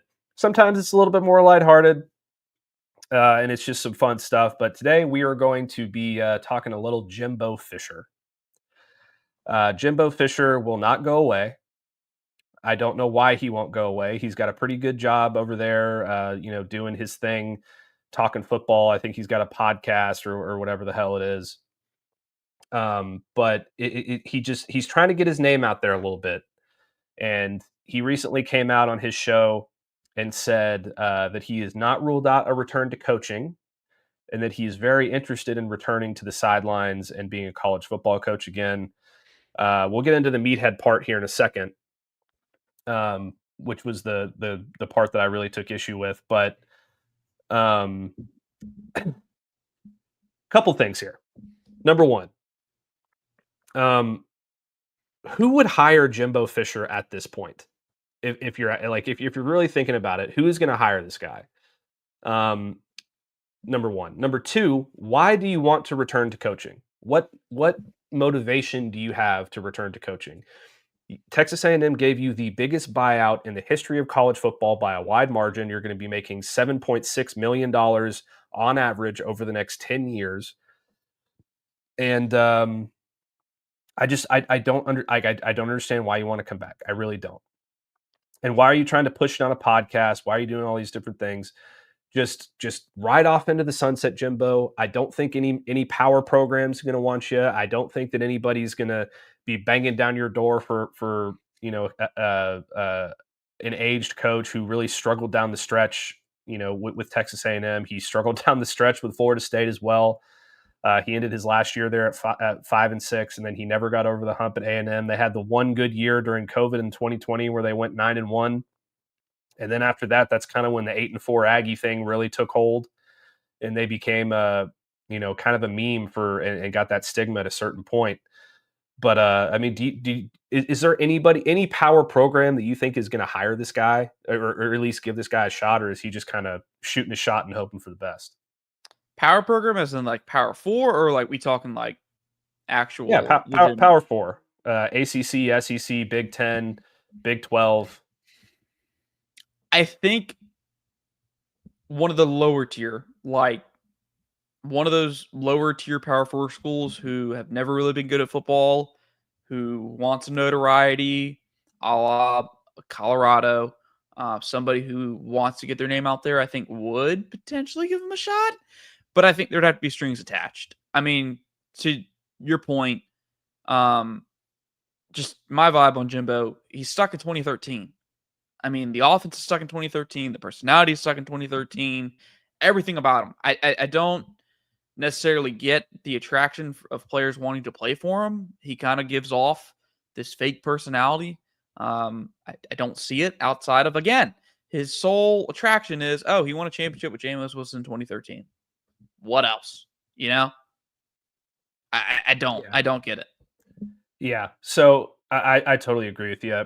So we've got about 3 minutes left in the show. He said two different things that really bothered me, and I want your take on them real quick.